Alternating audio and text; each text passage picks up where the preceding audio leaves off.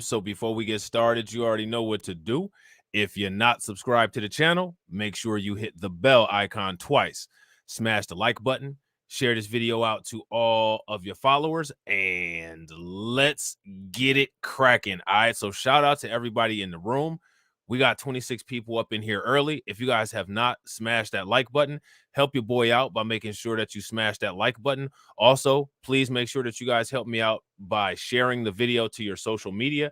And if you're not subscribed to the channel, then hit that bell. All right, I want to give a quick shout out to everybody that's in here already. Got my man Al McCowan in the building. What up with it, bro? Good to see you as always. Give me a thumbs up if you guys did not hear about it. Give me a thumbs down of his Markham home in 2019. So this happened in 2019. All right, as part of the settlement, the officer in Richton Park publicly apologized to Amir Worship, who is now a high school junior and is expected to need multiple knee replacements during his lifetime. Now, let me ask you guys a question. Why would this kid need multiple knee replacements during his lifetime? Take a wild guess. Okay. Officer Caleb Blood, who remains an officer. This guy is still on the force, guys. Okay. For the Richton Park Police Department, claimed the gun was defective and accidentally went off, striking Amir in the right knee. Well, it was an accident, you see. Let me ask you guys a question. If you believe that it was an accident, give me a thumbs up. If you don't believe that it was an accident, give me a thumbs down. Now, here's my question for you guys, okay? Why is it that you feel that this story may have not gotten the same media attention as other stories? What are you guys' thoughts on that? What do you guys think this story didn't get a lot of media attention? You guys got any answers?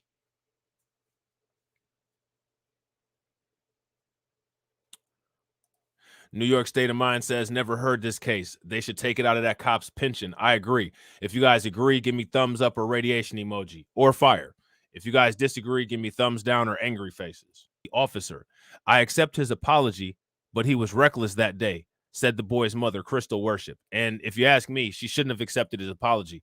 If you guys feel that she should have accepted his apology, give me a thumbs up. If you guys feel she should not have accepted his apology, give me a thumbs down. Okay. There's a lot of healing we have to do. Amir's family has since moved to Texas. Richton Park released a statement Wednesday as part of their $12 million settlement, which Hofield said was the maximum payout possible under the village's insurance plan. Now, what I want you guys to do is, if there's anybody in the comment section that feels ambitious enough, I want you guys to look for the premium of a life insurance for a healthy 12-year-old child, and let me know what that is. Okay. So now here it says, from the bottom of our hearts, we apologize to Amir Worship, his mother, Crystal Worship, their family for the tragic mistake made by a Richton Park police officer on May 26th of 2019. And we're gonna look at this article right here too. I'm glad they got this right here. The accidental quote-unquote shooting incident of 12-year-old Amir, which could have resulted in his death, should have never occurred. We acknowledge the traumatic physical and mental harm done to him and his family. I don't think that they should even be saying that it's accidental, because it hasn't been ruled an accident. This is just something that they're saying. Wait till you guys hear the rest. Okay? Wait till you guys hear the rest. We sincerely hope and pray that Amir and his family will fully recover. Amir will never recover. We just heard that he's going to have to get multiple knee surgeries, mentally and physically, and live a long, healthy, and productive life. You guys already took all of the healthiness away from Amir's life. You know what I'm saying? Amir was shot before dawn on May 26th of 2019 after officers entered the home of Crystal Worship and exploded flash bang grenades, Hofield said. Okay. The officers were part of the South Suburban Emergency Response Team. the South Suburban SWAT team composed of officers from each of the South Suburban departments. They were looking for Crystal Worship's boyfriend, who was arrested and charged with drug possession, Hofield said. The charges were later dropped. During the raid, officers handcuffed Worship's 13-year-old son. One officer pointed a rifle at Amir, according to the lawsuit. Amir was sitting on his bed and complying with the officer's command when the officer's gun went off, Hofield said. Shout out to Carla Lockhart. Okay.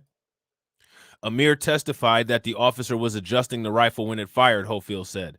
The officer had been pointing the gun at Amir's chest, but Amir leaned back to put his shoes on, so he was shot in the knee instead, Hofield said. So if he hadn't went to tie his shoes, he'd be dead.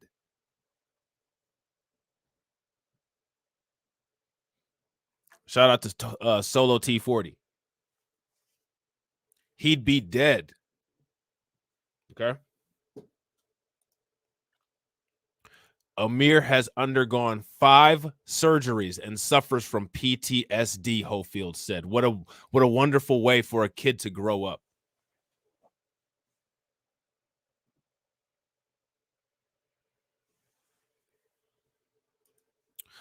The officer remains on active duty with Richton Park Police, but recently requested to be placed on desk duty, Hofield said. Must be nice.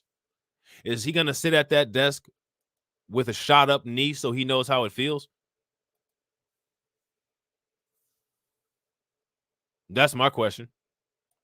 What do you guys think? He going to be sitting at that desk with a shot up knee or no? That's pretty foul, isn't it? The officer was dismissed from the South Suburban Emergency Response Team in September 2020 for committing multiple violations of firearm safety, Hofield said. So this guy has a history of doing this.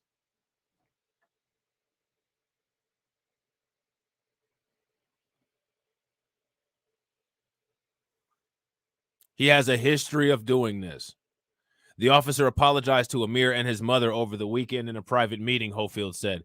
In an earlier statement, Richton Park paid $320,000 to Amir's mother and 2 brothers who were 13 and 18 at the time for violating their civil rights during the raid as well, Hofield said. So they violated this entire family's civil rights.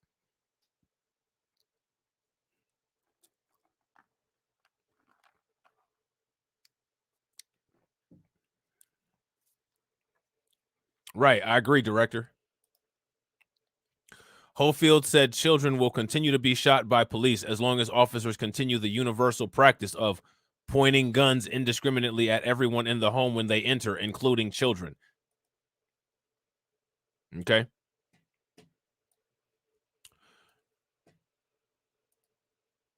What do you guys think about that?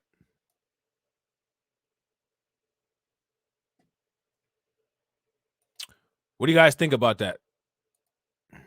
Shout out to Afro Elite. B1, bro. Make sure you throw your link in the chat so people can go check you out. So we're going to look at something, okay?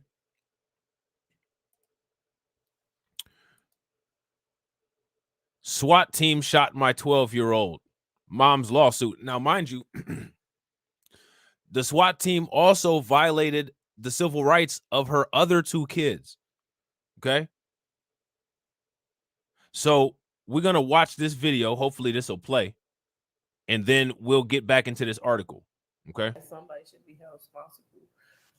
Just because the house was secure already, I don't understand why his gun was all safety around Amir.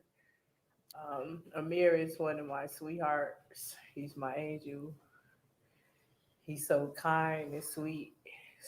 So I just feel so sad and hurt that this happened to him. Um, our lives changed behind this. It would never be the same.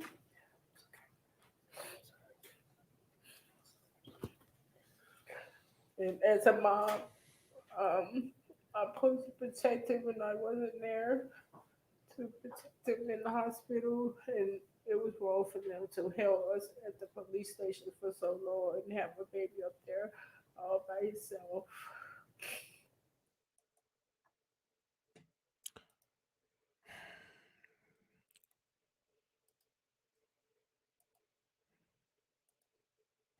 A Markham mother is suing 2 South suburban police departments, claiming that a SWAT team officer shot her 12-year-old son in the kneecap during a raid at her home earlier this year.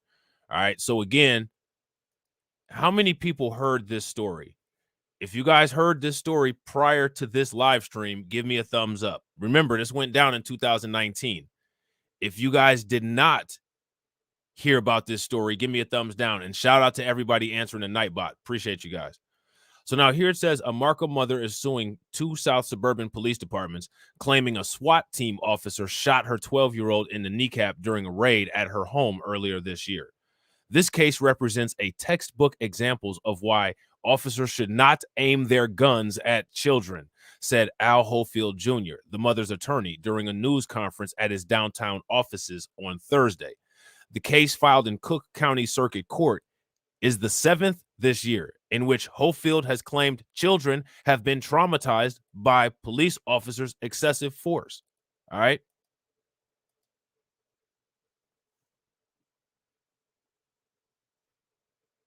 The 7th. The most recent case occurred in the early morning hours of May 26th at the home of Crystal Worship. And remember, this is May 26th of 2019. Officers from the Country Club Hills and Richton Park police departments burst into Worship's home looking for her boyfriend, Hofield said. The boyfriend was arrested for illegal drug possession, although the charges were later dropped, Hofield said. So all this for nothing. So this is Amir Worship. This was the young man who was shot in his knee by the idiot. Okay. Shout out to Detox Media. What up with it, bro? So now here it says during the raid, officers handcuffed Worship's 13-year-old son, and one officer pointed an automatic rifle at her 12-year-old Amir, according to the suit. Amir was sitting on his bed with his hands in the air when he was shot. But if you listen to conservative media, they'll sit there and tell you that hands up, don't shoot ain't real. This poor kid didn't even get a chance to say don't shoot, but he had his hands up. So maybe they're right. Hands up, don't shoot doesn't happen because hands up, get shot is what actually happens. You know what I'm saying? So now here it says, assuming this was not an intentional act, there is still no possible professional reason or excuse for what this officer did, Hofield said. I'll tell you what else there's no excuse for. There's still no excuse for this officer to be employed by this same police department.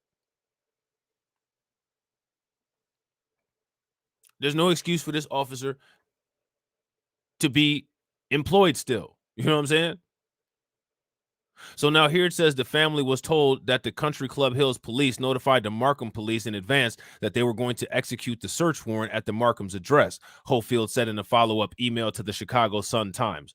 Bill Brown, Country Club Hills director of public safety, said he couldn't comment until an investigation by the Illinois State Police is complete. Again, handled very differently than Tyree Nichols, right? You know what I'm saying? The Richton Park Police Department didn't return a call seeking comment, and representatives from Markham Police Department couldn't be reached. Amir, who liked to play football and basketball, has been told he will never play sports again.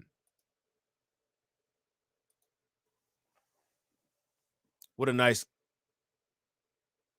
childhood gift. Courtesy your neighborhood public servants. Someone should be held responsible, said Crystal Worship, who stood with Hofield Thursday in his office. I feel so sad and hurt that this happened to him. Okay.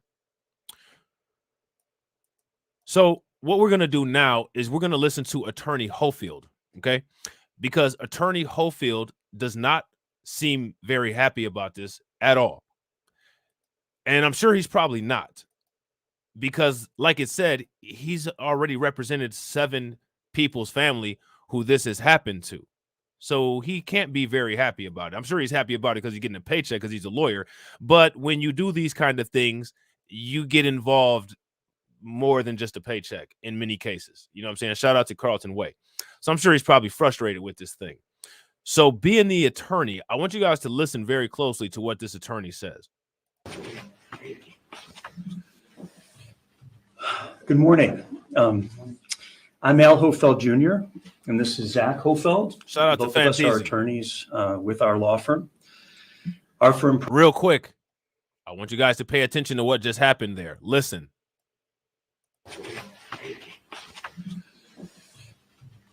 Good morning. I'm Al Hofeld Jr., and this is Zach Hofeld. I'm Al Hofield Jr. This is Zach Hofield.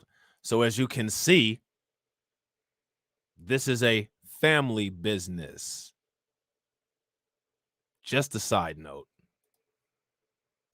Both of us are attorneys with our law firm. Our firm prosecutes civil rights cases on behalf of children of color. Zach and I have been... Now, not to overanalyze or anything like this, but racism is so bad. We have white people creating lucrative business off of racism that white people commit against black people. Now, here's my thing, right?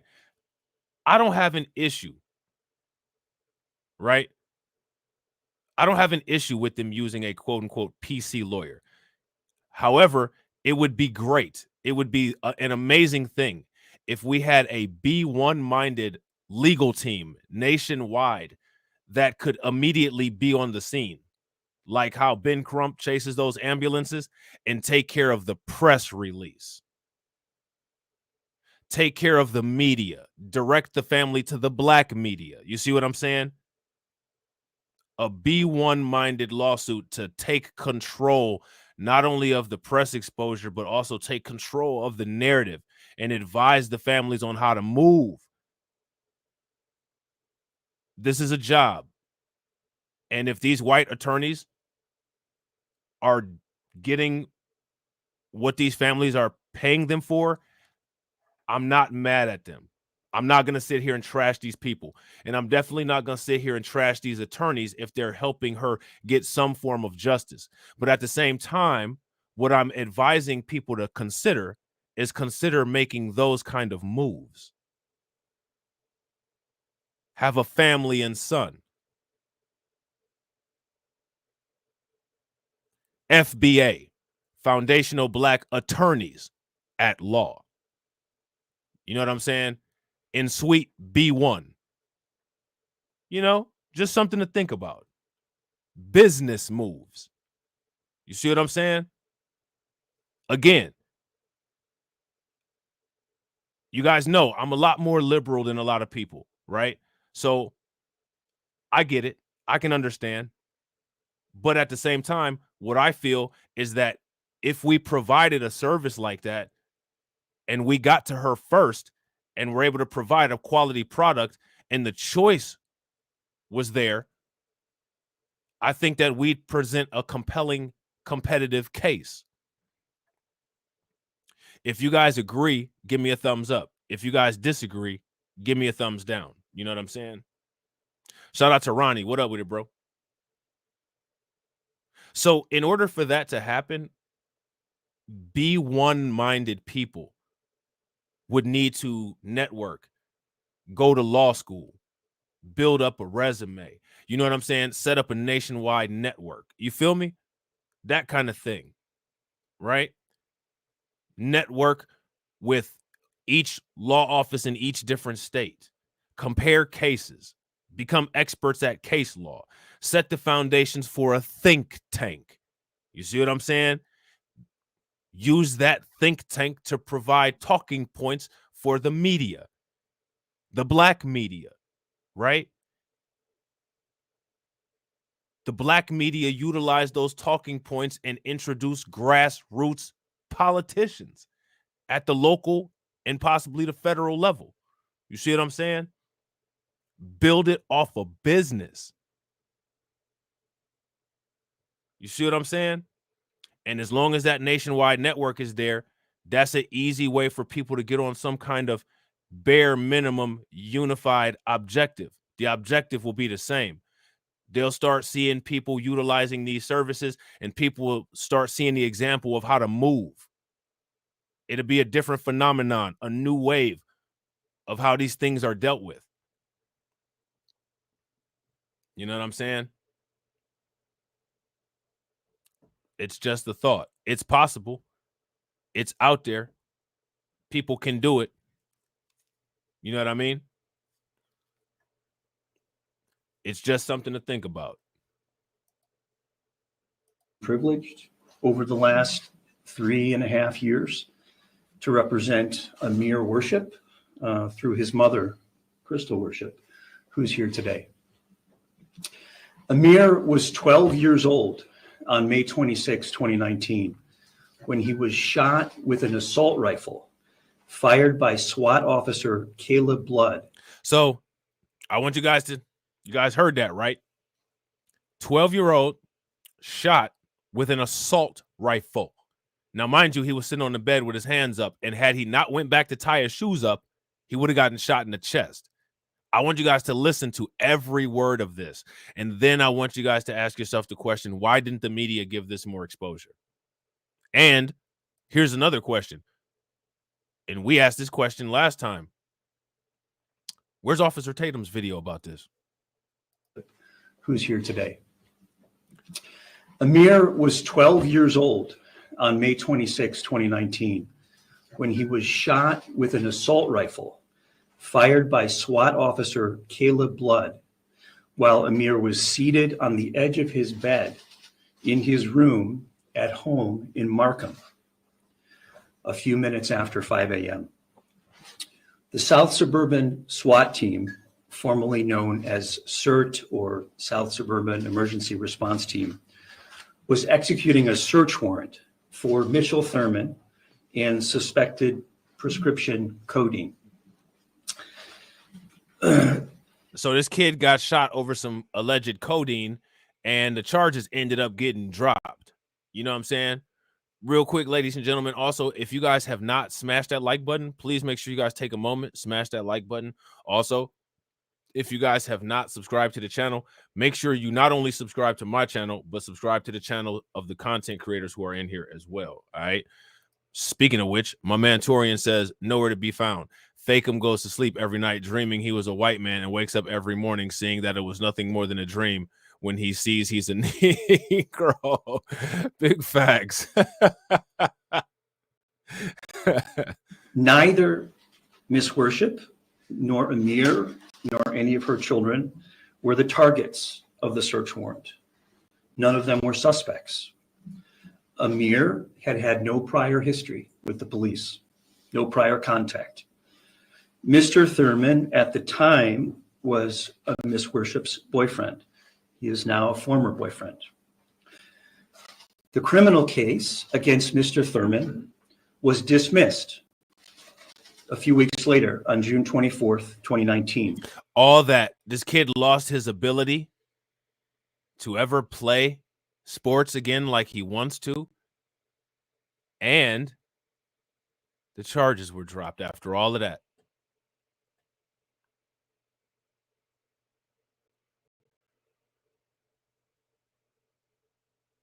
The charges were dropped.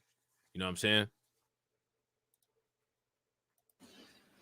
Just before we filed this lawsuit in August of 2019. Over the last 3.5 years, we have obtained evidence in discovery in this lawsuit about how and why Amir was shot on May 26th of 2019. All witnesses, including all officers, including Officer Blood, agreed that the home and all of its occupants had been completely cleared and secured of all safety threats to officers several minutes before Amir was shot by Officer Blood. Further, all eyewitnesses, including Officer Blood, admitted that Amir was fully cooperative from the first moment they encountered him, that he followed all officer instructions, and that no officer at any moment ever perceived him as a safety threat. So then why did he get shot?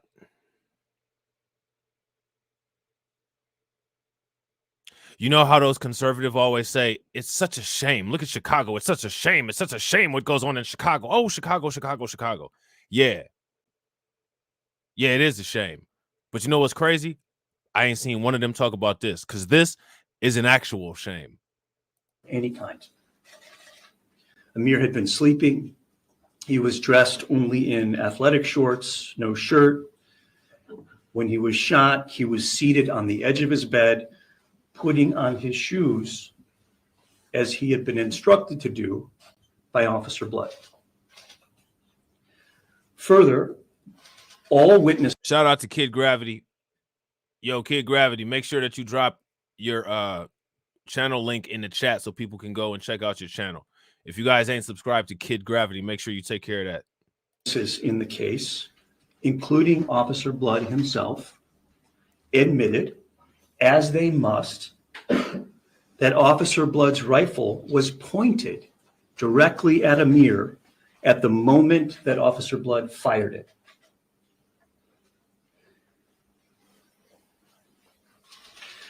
Officer Blood's defense was, number one, I don't know what happened. If that's not out of the WS playbook, oh, I have no idea what happened.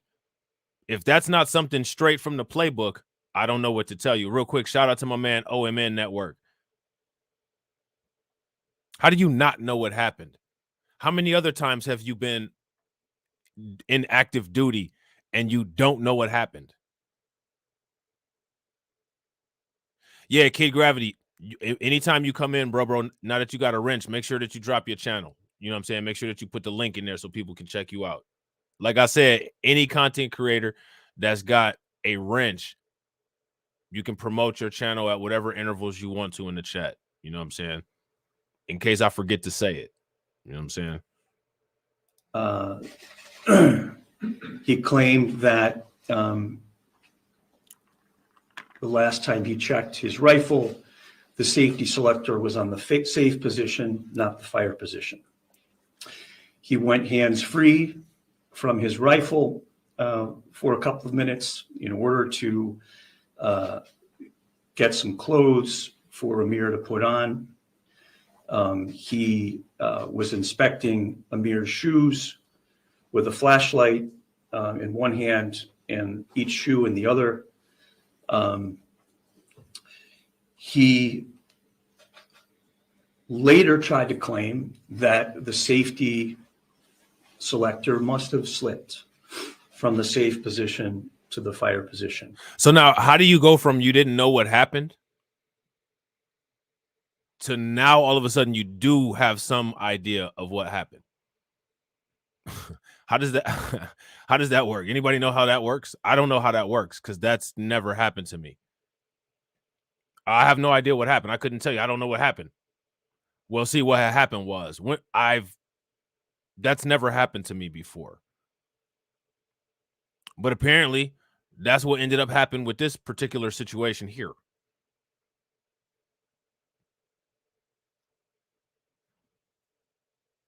You know what I'm saying?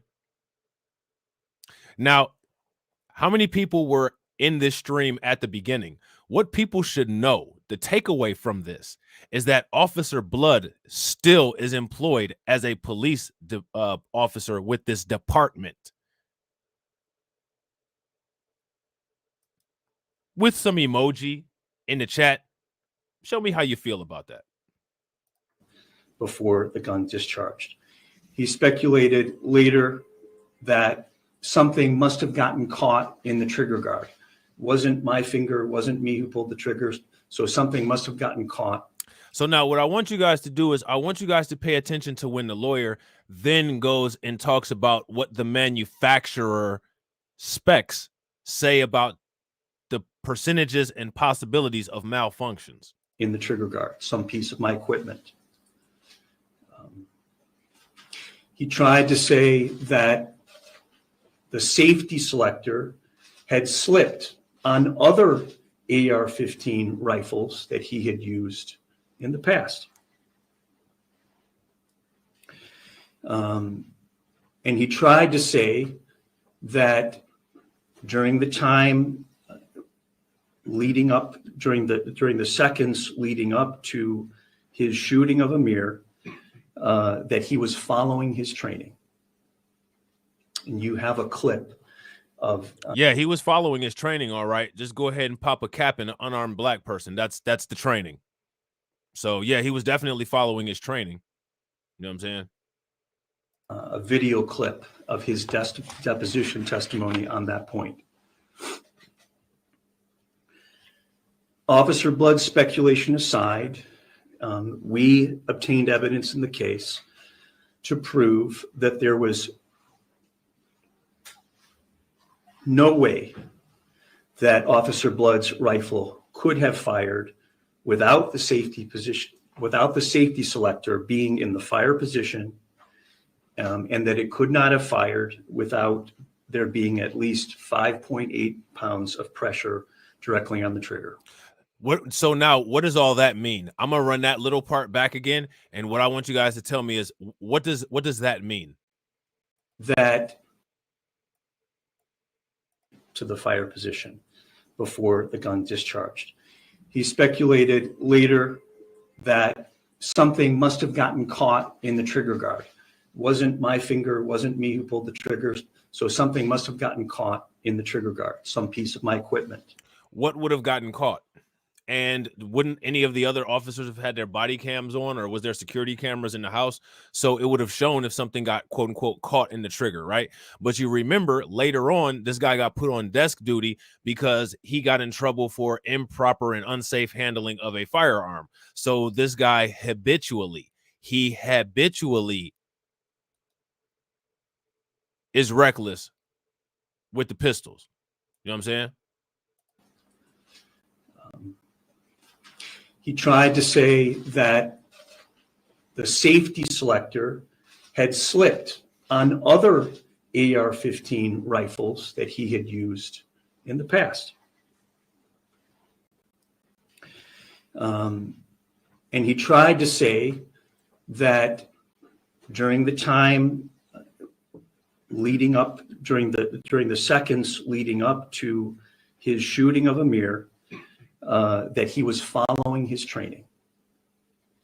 And you have a clip of a video clip of his deposition testimony on that point. Officer Blood's speculation aside, we obtained evidence in the case to prove that there was no way that Officer Blood's rifle could have fired without the safety position, without the safety selector being in the fire position, and that it could not have fired without there being at least 5.8 pounds of pressure directly on the trigger. We hired an expert armorer who inspected the rifle, took it completely apart, put it completely back together, test fired it, and found absolutely nothing defective with the safety selector or the trigger system or any other part. So now what does that say? They had an expert witness deconstruct and then reconstruct the gun, and the gun was completely fine with no defects. But the officer who is trained in firearms and how to shoot them, but not a gun expert, is claiming that this went off somehow by itself in some miraculous act of God.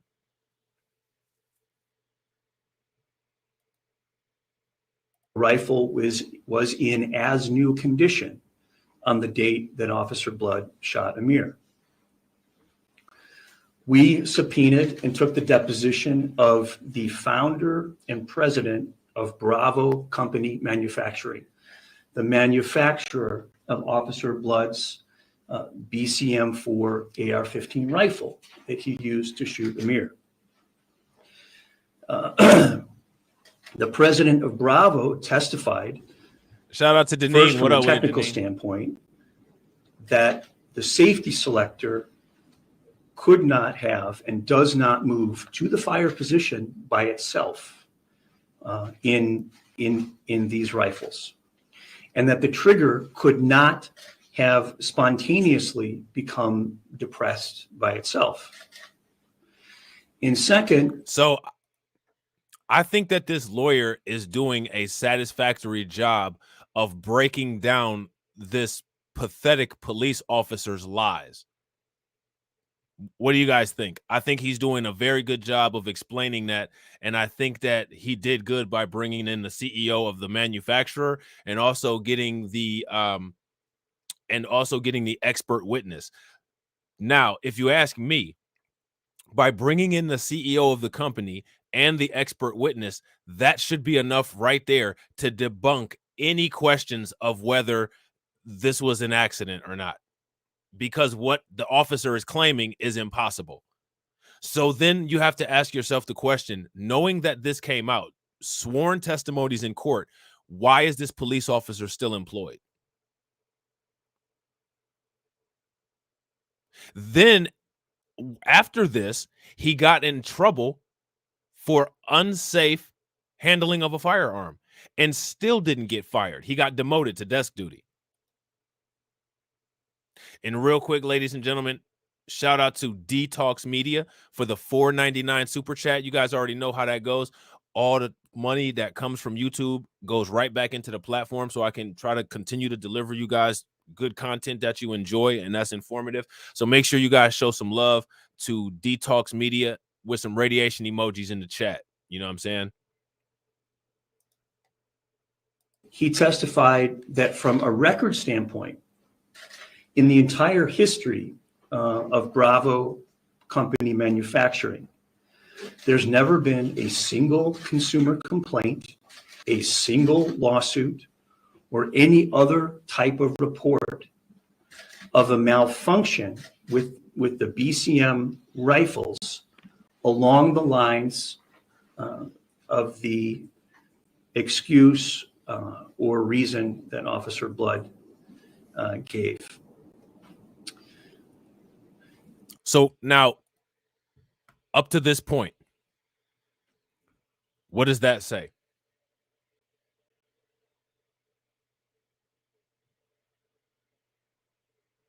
Up until this point, what that basically said is that everything that the police officer said is a flat out lie.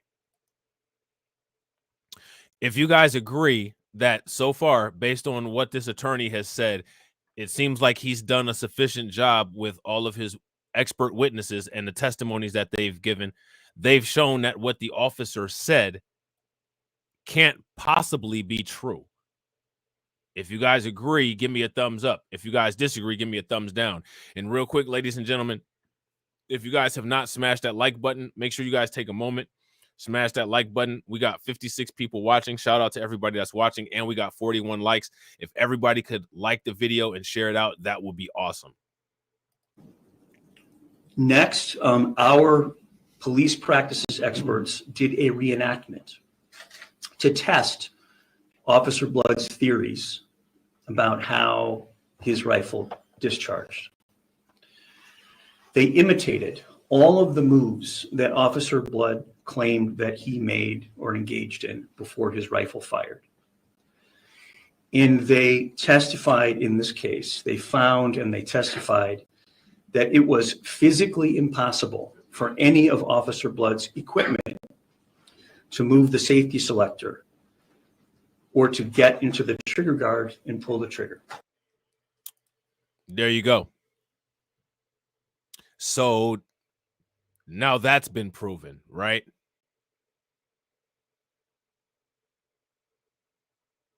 Now what? And I got to agree with Ronnie.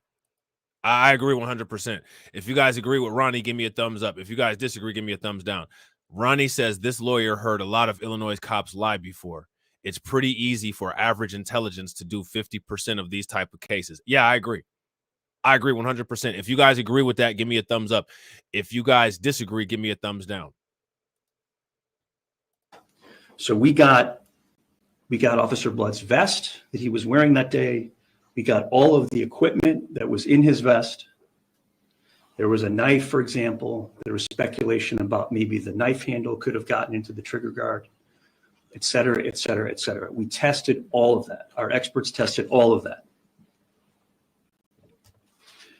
They could not get the safety to move, and they could not get the trigger to depress or to get pulled by any of the equipment. Officer Blood claimed that, perhaps in the process of bending over and picking up clothes for Amir and handing him mirrors, there was friction, there was rubbing between the rifle and his vest that may have moved the safety. We tested for all of that. The safety didn't move.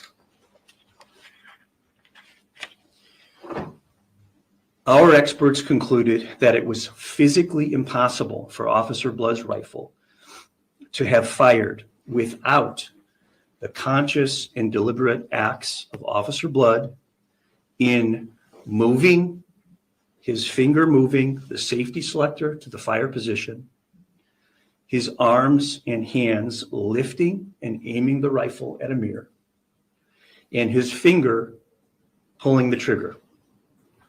And all of this had to happen at the same time. All of this did happen at the same time.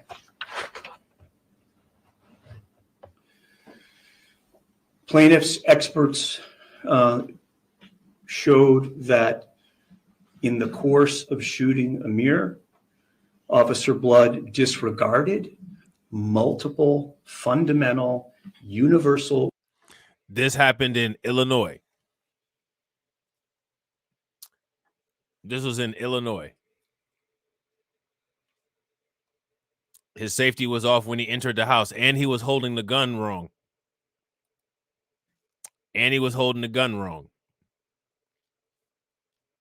Rules of firearm safety.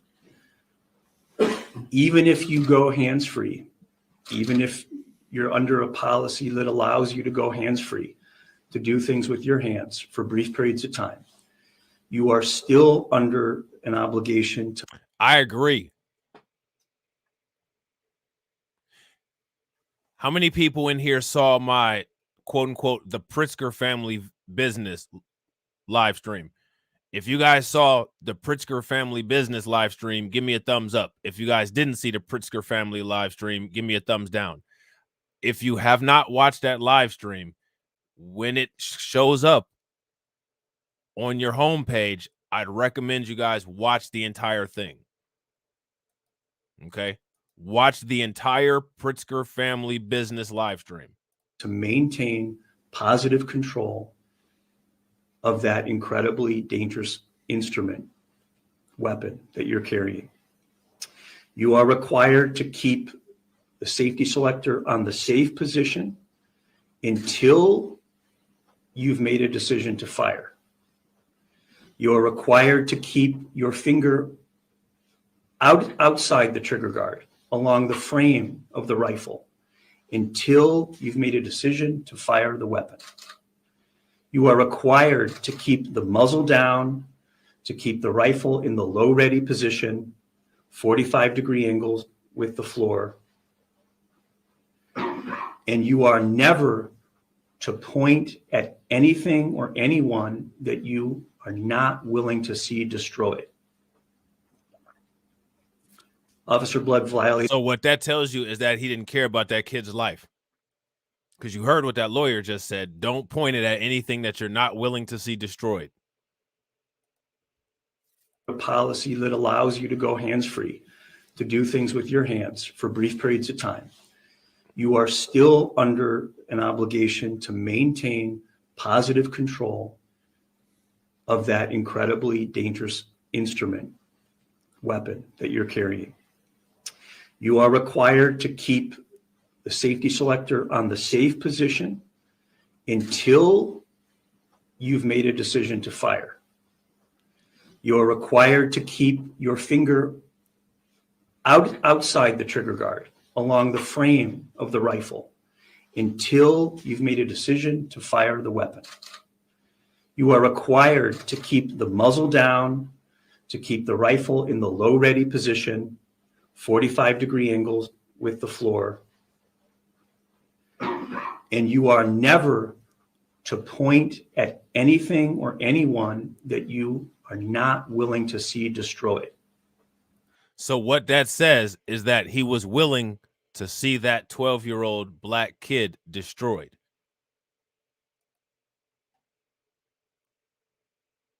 That's what that says. Officer Blood violated all of these rules.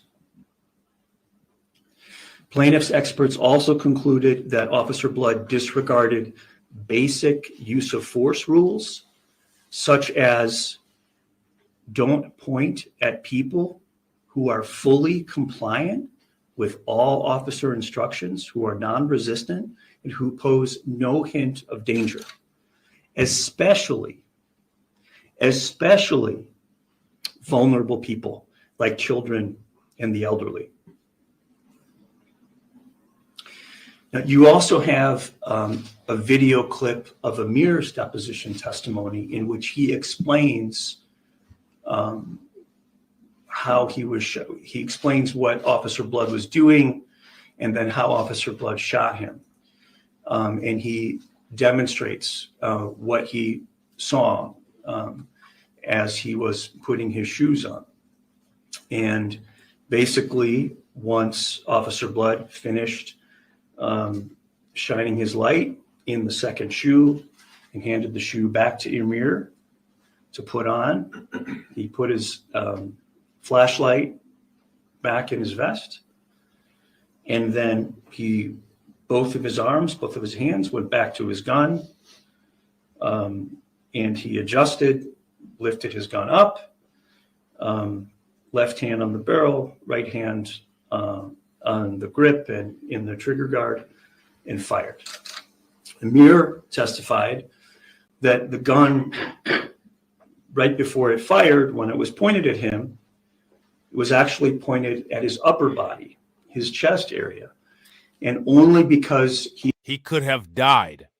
And this is what I was saying earlier when I was reading the articles. He could have died.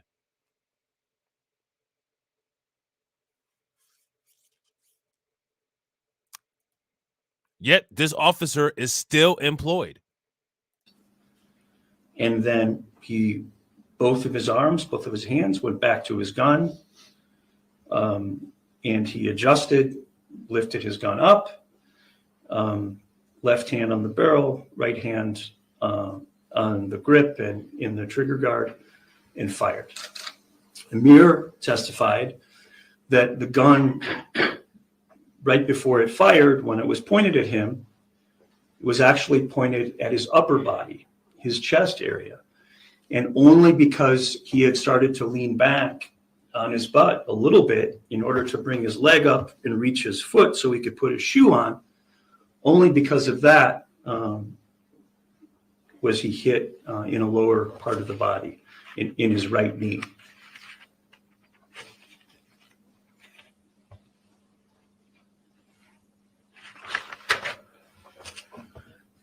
Amir was shot with a high-powered assault rifle designed for military use.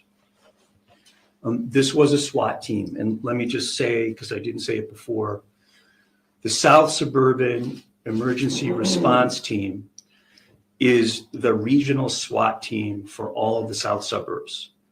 So the way it works is So this was a specialized unit. And we already know the problems and nonsense that come with specialized units. Right? So yet again, we're seeing a pattern. Right? So now let me ask you guys a question. You know what question comes next? What pattern is it that we're seeing? What pattern is it that we're seeing? Each south suburb that participates sends one or more members from its police department. So the South Suburban Emergency Response Team is made up of members of all the South Suburban police departments, including Richton Park, which was Officer Blood's employer. Officer Blood shot Amir with a BCM-4 AR-15 rifle. It was personally owned by Officer Blood. There's no evidence that it had been approved by either the SWAT team or Richton Park. So it was his own personal rifle. So there's that. Why you just bringing your own personal rifle and not a standard duty is beyond me. I don't know what the policy is about that, but I'm sure there's something that addresses it. Right? By the way, don't forget, guys, at the end of the stream, make sure that you do not move a muscle. Let this stream take you into the next one. While you're in there, go ahead and smash that like button early and hit the bell to make sure that you're notified. Okay. Rifles of this caliber create a wound channel or a wound pathway that can be in excess of 3 inches in diameter. Within this wound path, they tear through and destroy human flesh and break bones. For reference, a 9mm handgun, when shot. Nah, I ain't doing a marathon today. That one that I'm doing is scheduled tomorrow, but I'm gonna try to make a couple videos today though. Has only about 1/3 of the velocity and pounds of pressure per square foot that an AR-15 has. The AR-15 that Amir was shot with had a bullet velocity of 3,000 feet per second and 1,239 pounds of pressure on impact. You have a photo of Officer Blood's AR-15 rifle that he shot Amir with. The bullet penetrated Amir's kneecap, shattered it in scores of pieces, entered his joint, damaged his femur, destroyed a large amount of cartilage, knee cartilage, affected the growth plate in his right leg. No doubt, Q. And exited or partially exited the back of his leg, of his leg on the right side. Amir's had 5 surgeries to date. The first was just to clean, remove fragments, and to try to piece and hold the bone together with wire and screws until there could be a more permanent solution. The second surgery was to remove all that hardware and treat infection. The third was an allograft and an epiphysiodesis. The allograft, he got basically a new knee from a cadaver, new knee bone from a cadaver that was put in, and the epiphysiodesis was a procedure to slow the growth of the bone in his right leg. The fourth surgery was an epiphysiodesis on his good leg, the left leg, so that his legs wouldn't continue to grow unevenly and affect his walk and his hips and his back. As a result of the shot. Yeah, they use cadaver parts. That's not legal. It's not illegal. They do that all the time. As long as it's cleared through a registered donor distributor, they can do that all the time. They have to clear it from they have to clear it through the Department of Health, and they have to make sure that none of the donor tissue has any kind of bloodborne pathogens or infections. Shout out to my man JB Easy. What up with it, bro? Deneen says, let's imagine a white child being shot by a black cop. What do we think would have happened to the cop? Oh, he'd be doing life. Fox would be all over it. White people would be outraged. They'd be calling for hate crime charges. We know the spiel. It would be woke. This is what happens when you hire woke officers. This is what happens when you use affirmative action to hire non-qualified people. We know all the talking points. We know all the talking points.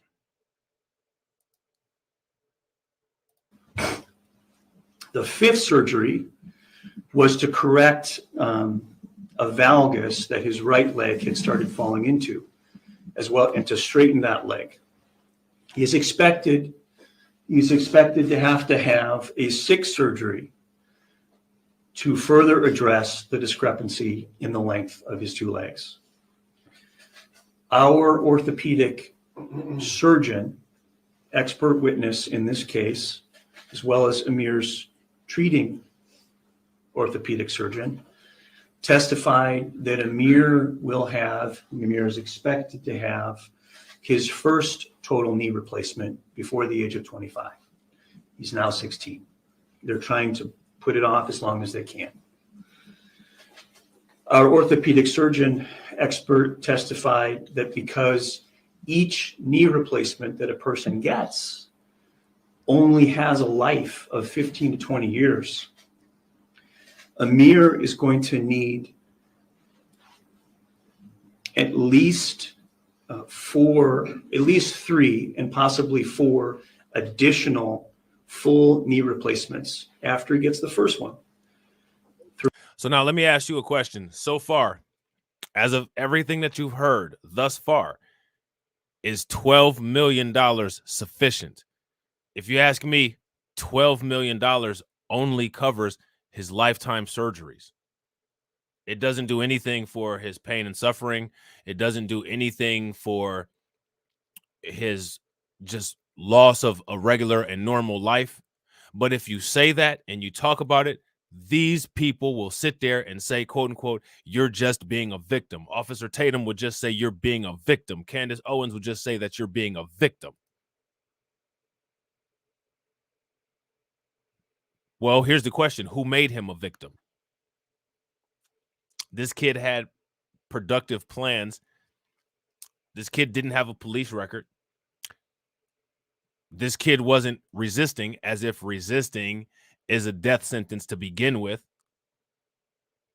And remember, these police officers that did this, if you guys were around in the beginning of the stream, they had to pay out other settlements to other members of this household because they violated the civil rights of every single person in the house.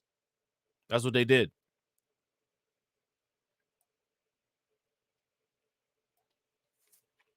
So here's the question. Now what? Throughout his lifetime. So he will need one before he's 25. He will need one again at or before the age of 40. Again, at or before the age of 55. Again, at or before the age of 70. And if he lives that long, at or again at or before the age of 85. So Amir's facing at least 5 additional surgeries on top of the 5 he's already had. Each time he goes through surgery, he's got to climb the hill of physical therapy again for weeks. Amir is permanently disabled, partially disabled. Prior to the shooting, he was an athletic, active kid. He loved to play football, basketball, both in organized sports and just neighborhood pickup games. He loved to play outdoors. According to doctors, he will never be able to play sports extensively again. He's a junior in high school. He hasn't been able to go out for any sports teams. He'll always walk or run with some kind of limp. He can play like basketball for brief periods, 15, 20 minutes before it starts hurting, before he has to take a break. He can't ride a bike. He gave up on that. He couldn't do it with his leg. When other kids go to the mall, he sometimes stays back because he can't walk. He can't walk, far distances around the mall with the other kids. This huge part of his childhood was taken from him. Mentally, emotionally, a child psychiatrist who we used as a consulting expert in this case examined Amir, concluded that he has PTSD. There have been times when Amir has been bullied at school because of the way that he walks. Kids have noticed he walks with, a brace, or he walks with, a little bit of a limp. Amir has fewer nightmares today, but he still has nightmares about what happened with Officer Blood shooting him and what happened to his family that day. He has nightmares about the police hurting his brothers. There have been times when he's been very depressed and has just stayed in his room. He's had suicidal feelings. All this at 12 years old. All this at 12 years old. And the sick thing about this is this piece of crap is still on the police force. Shout out to Mike Mellis John. Now, you got to ask yourself the question. If you ask me, the mainstream media, if they were an actual mainstream media instead of just a slop pot, they would have been all over this. You guys agree? If you guys think that this should be a national story, give me a thumbs up. If you guys don't think that this should be a national story, give me a thumbs down. And if you guys can you guys give Tarek a little summary in the comment section? His nerves, again, they're much better today, but he's still on edge. He can't handle loud noises. They give him flashbacks. And whenever he sees a police officer, he has severe anxiety. And so when he sees police officers, he has severe anxiety, right? Not only is he, by being born into this world, an automatic victim of racism and white supremacy, he's actually been a physical victim of racism and white supremacy to the point where he's been physically damaged at a young age, as well as psychologically damaged at a young age, to now where he has PTSD that could activate at the sight of a police officer, at the sound of a police siren or alarm, or even a fire alarm, because they sound similar to a police alarm. So now that puts him at risk of possibly having increased anxiety during a police encounter. So what this also does is increases the likelihood of another negative police interaction with him throughout the course of his life, doesn't it? If it does, give me a thumbs up. If it doesn't, give me a thumbs down. Now, here's my question for you guys. What is the city gonna do to help keep this kid alive, knowing that he is gonna have police activated PTSD? How are they gonna deal with that? Because if you ask me, it's their responsibility to deal with it. They created it. Besides Amir, his mother and two of his brothers, Eric and Robert, were also in the house that morning. Eric was 13 at the time. Now, what I want you guys to pay attention to is this portion here about the other family members. Remember, each of these other family members got over $100,000 in their own separate settlements because their civil rights were violated as well. And remember, the city paid out all this money with all these civil rights violations, and the charges were dropped on the person that they were looking for in the house. All this damage to this family, and the charges were dropped. Whenever he sees a police officer, he has severe anxiety.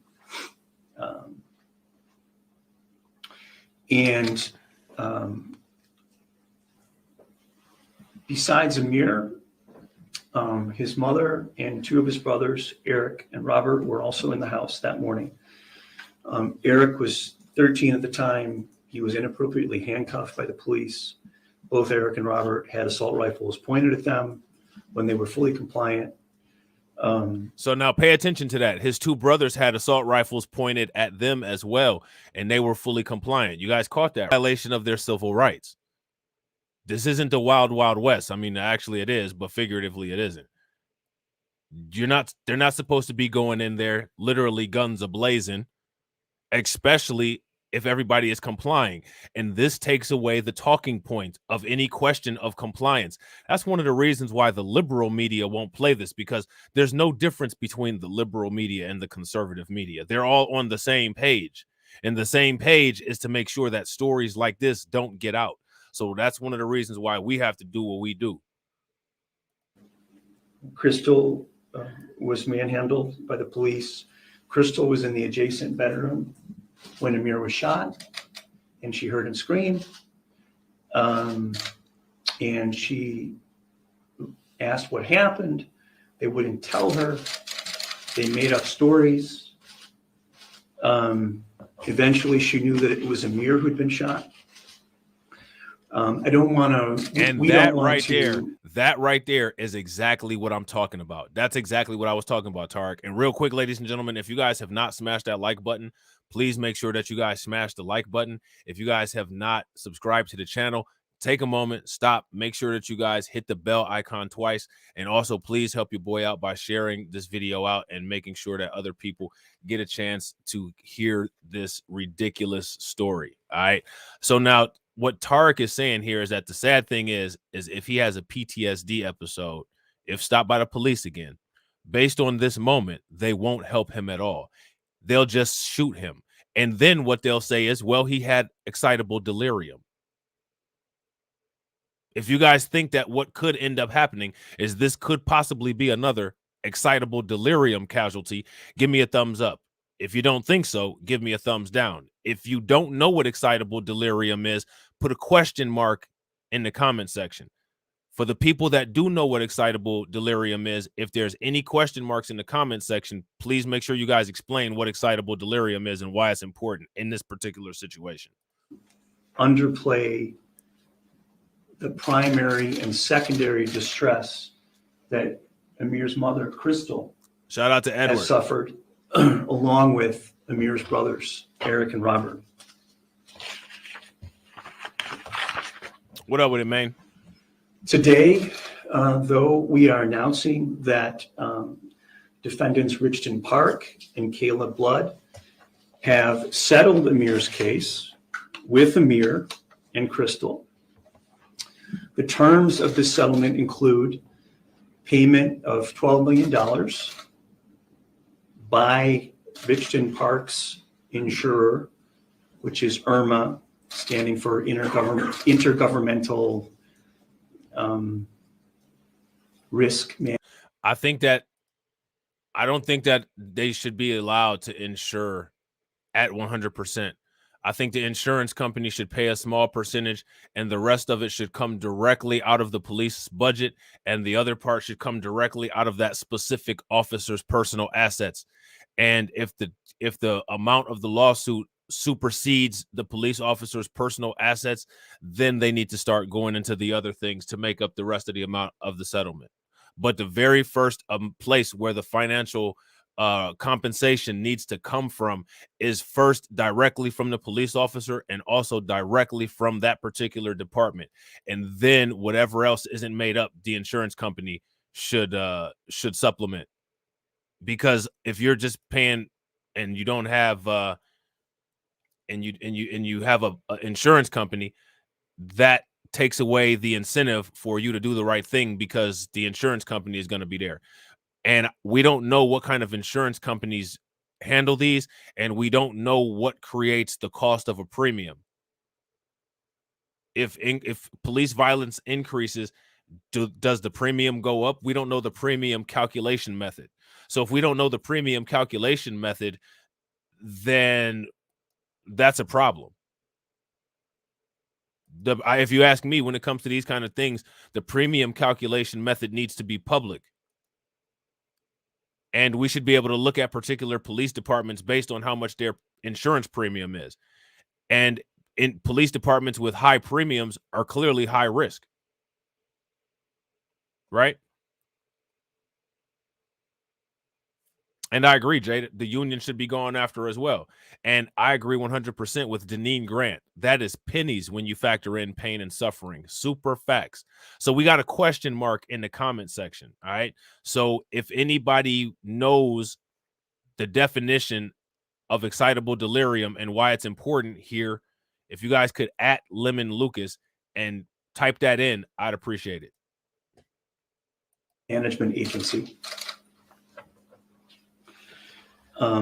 That was the limit of the insurance policy that Richton Park had, $12 million. I should also say, so if they had a higher limit, they probably could have been sued for more. You see? So the policy limit is what stopped them. They got the limit max of the insurance policy. So now we should look at, well, why is that police department only covered for $12 million?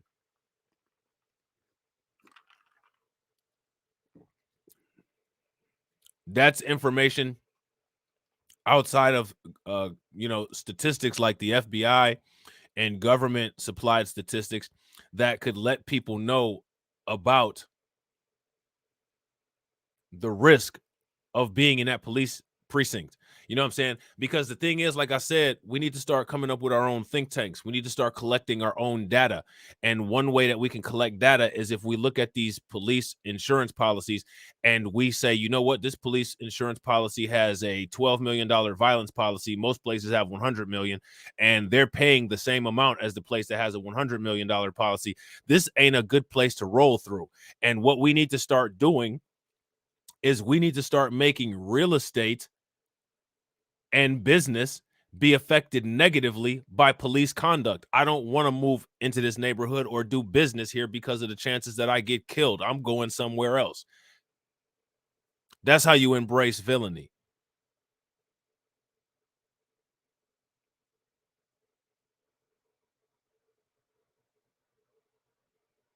That's how you embrace villainy. One of the ways, at least. There have been earlier settlements with other defendants.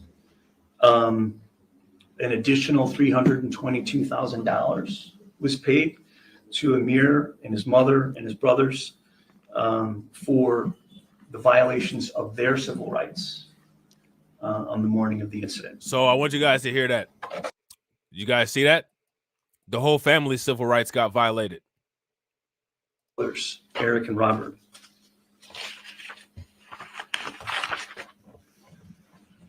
Today, though, we are announcing that defendants Richton Park and Caleb Blood have settled Amir's case with Amir and Crystal. The terms of this settlement include payment of $12 million by Richton Park's insurer, which is IRMA, standing for Intergovernmental Risk Management Agency. That was the limit of the insurance policy that Richton Park had, $12 million. I should also say that there have been earlier settlements with other defendants. An additional $322,000 was paid to Amir and his mother and his brothers for the violations of their civil rights on the morning of the incident.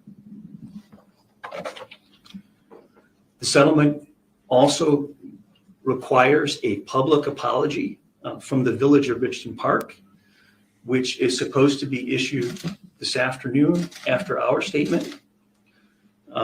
And I have the text available if anyone needs it or if they renege. The settlement includes a private face-to-face apology to Amir from Officer Blood during a meeting facilitated by a professional restorative justice facilitator and a clergy member. The settlement includes a requirement for comprehensive use of force and firearm safety training. If you ask me, one of the things in the compensation should be free medical care, maintenance, acute, and upkeep for any kind of medical care necessary to maintain the highest integrity of his knee. In addition to the 12 million, not just the 12 million for that, in addition to. So the police department should have to foot all medical bills related to his knee for the rest of his life. If you ask me. You know what I'm saying? Shout out to Lala Papa. What up with it? If you ask me, you know what I'm saying? For Officer Blood, including in-class and firearms range training and recertification on his duty weapons before he is allowed to return to active duty. Now, the terms of this settlement include all of the types of terms that the law allowed, as well as some that it would not have allowed us to get from a jury, including the apologies and the commitment on retraining. The defendants agreed to these terms in a negotiated settlement. And Blood's and Richton Park's acknowledgement that we're expecting this afternoon that a grave wrong occurred, their apologies in the restorative justice meeting with the family, these are all very important to Amir and his mother for their long-term healing. Amir told me that the meeting with the officer, which the family had this past weekend. Throw some numbers out there, guys. What do you guys think the lawyer's cut is? The lawyer probably gets a big cut. And see, what I would have done would have said, I want the payment phrased like this. I want the 12 million cash total to go to me, and all court fees and all lawyer expenses and everything else in addition to the 12 million. So the total amount of the settlement would be some odd number to the point where the lawyer fee, whatever it would be a percentage of something else. You see what I'm saying? It would be a pre-negotiated part that comes directly out of the total amount. And the public amount would be 12 million. That would be my total sum that I got if we were doing it like that. You know what I'm saying? Quote, gave everybody peace of mind, unquote. It's a very optimistic, forgiving statement from a 16-year-old guy. I understand that the apology was sincere and that Amir and Crystal have an attitude of forgiveness towards Officer Blood. Wrong answer. See? Wrong answer, man. You take my kid's ability to do anything away, you're not going to get forgiven by me. You know what I'm saying? But that's just my personal policy. You know what I'm saying? It's just my personal policy. I don't have an attitude towards forgiveness, and I'm not going to require the injured family member or the injured loved one of mine to apologize for a damn thing, or to have a forgiving attitude towards a damn thing. You know what I'm saying? Absolutely not. There is no forgiveness for this. The reason why there's no forgiveness is too numerous to name. But there is no forgiveness. Not only do you have to deal with this in the aftermath of this, if any Black victim of police violence, you have to worry about being memed, doxxed, and ridiculed by racist white people and by coons.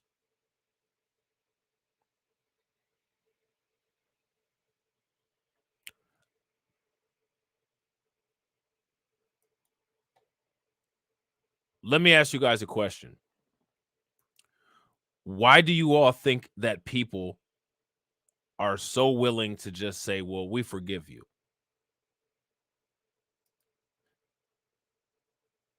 If that lady was somebody that watched my YouTube channel, and say, for instance, I said something that she didn't like,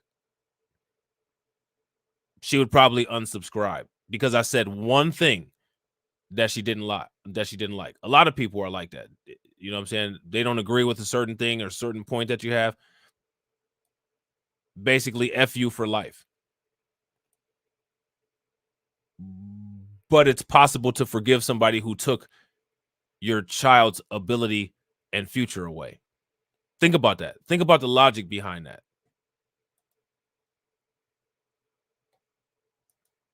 That's very telling of a lot. You know what I'm saying? Because there's a lot, probably a larger majority of people than what people would like to admit, of people that move like that. And as long as people continue to move like that, you're going to move nowhere, which is literally what we see every single day when we wake up and open our eyes. Yeah, turn the other cheek. Where do people learn that at? You know what I'm saying? Where do people get that from?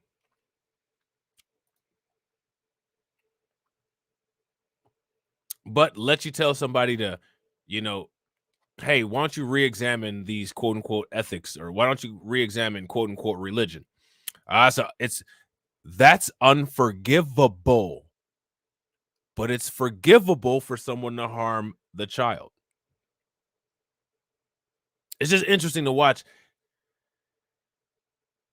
not only how the world moves, but how we move as well. And how none of that stuff ever gets opened up for conversation.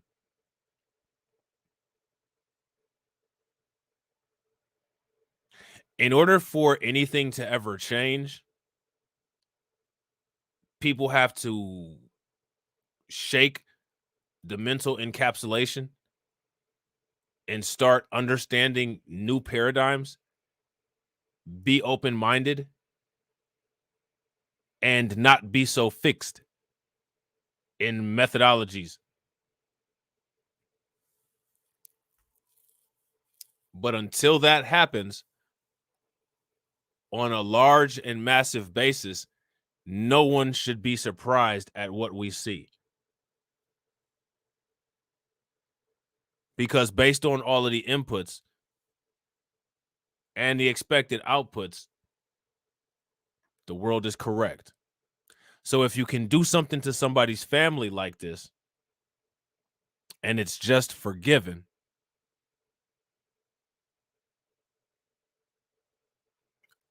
operant conditioning, positive reinforcement, human behavior is inescapable.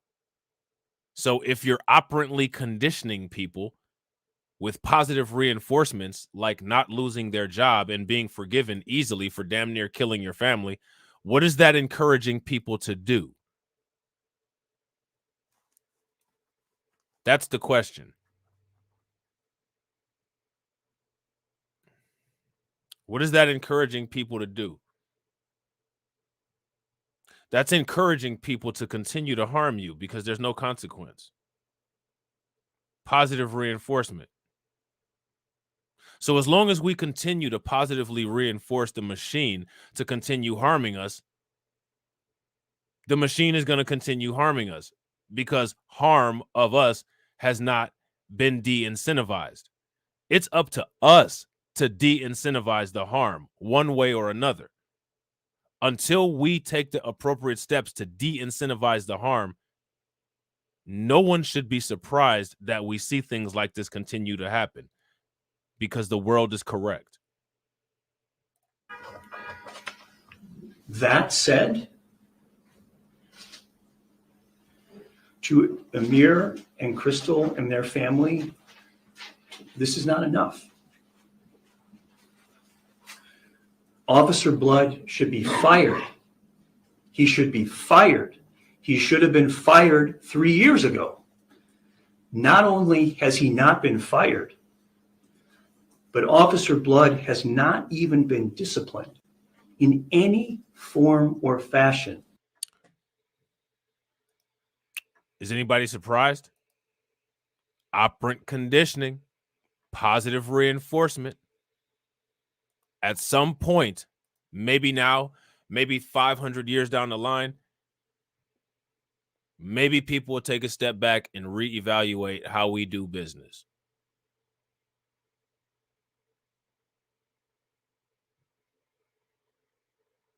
Maybe. Hopefully. You know what I'm saying? The lawyer thinks that the police officer should be fired. I do too. I think the police officer should be arrested and tried for attempted murder. I think he should be convicted of attempted murder and spend the rest of his life in jail. You took away the life of a child. And when I say you took away the life of a child, that means that that child who wanted to pursue athletics is no longer going to be able to do that. You took his future that he wanted for himself away from him.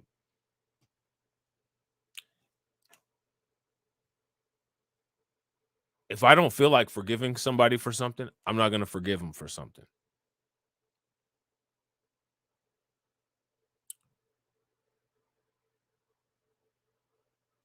Right.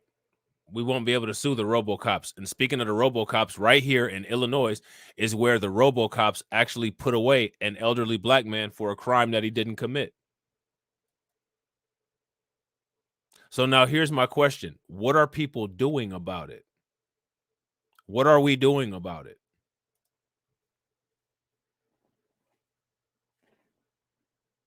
How many wake-up calls are necessary before people actually wake up?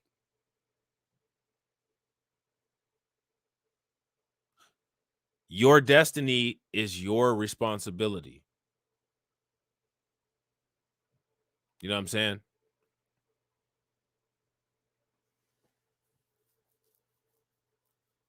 Our destiny is our responsibility.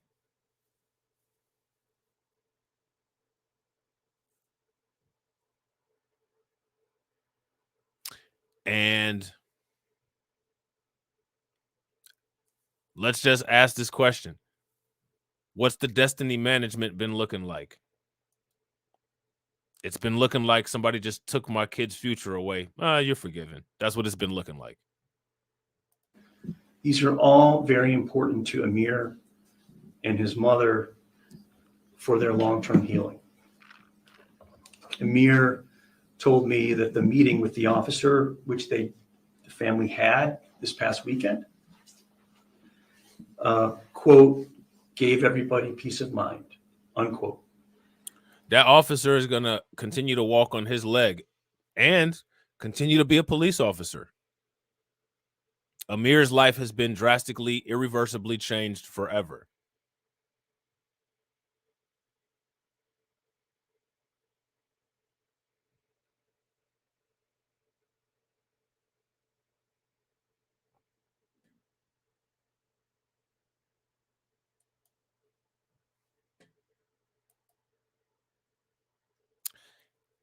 My question to people is, do the things that we say we desire match up with the inputs that we put in to accomplish those things?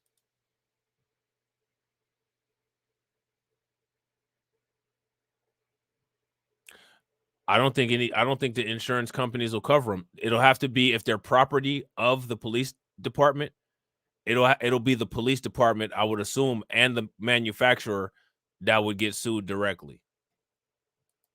That would be my assumption of how that will work, Edward.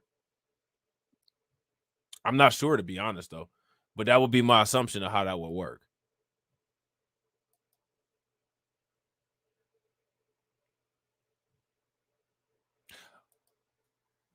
How many people are involved in the local politics in this area?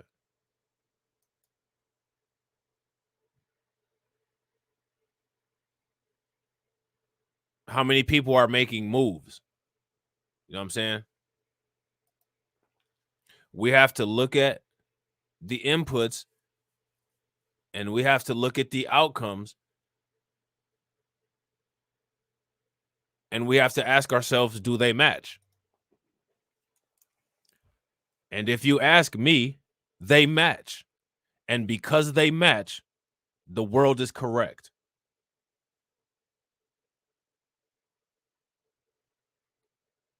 You can't change the world. The world is always correct. The only thing that you can change is what you do to survive in it. And here's my question. Have we changed anything that we do to survive in this world? If we have, give me a thumbs up and let me know what. If we haven't, give me a thumbs down. It's a very optimistic, forgiving statement from a 16-year-old guy.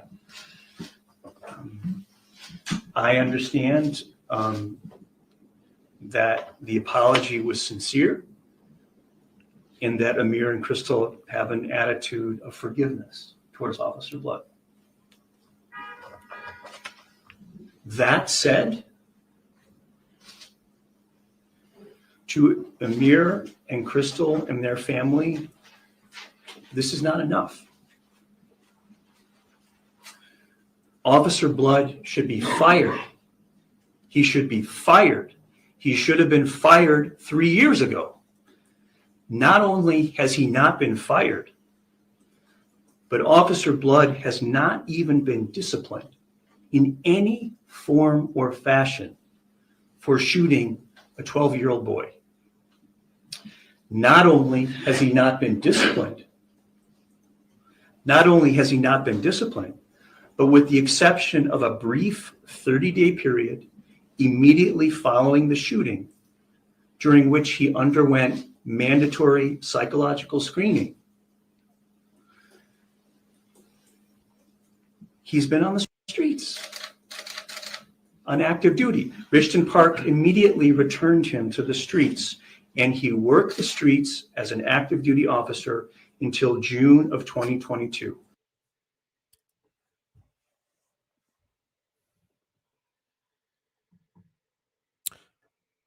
What do you guys think about that?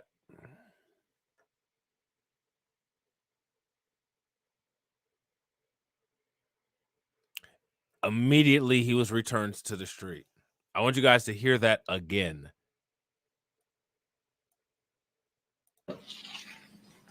Including in-class and firearms range training and recertification on his duty weapons before he is allowed to. Hold on real quick, Carlton. Let me hold on real quick. Yeah, there we go. Off code media. Facts. I gotta agree with Carlton. Real quick, ladies and gentlemen, make sure you guys show some love to Edward Berry. Throw some radiation emoji in the chat for the $4.99 super sticker. Definitely appreciate it, bro. And I gotta agree with Al. This is a bad look for them. And he was back on the street. That is what people really need to pay attention to. Like, understand that. There has been virtually no consequence for this.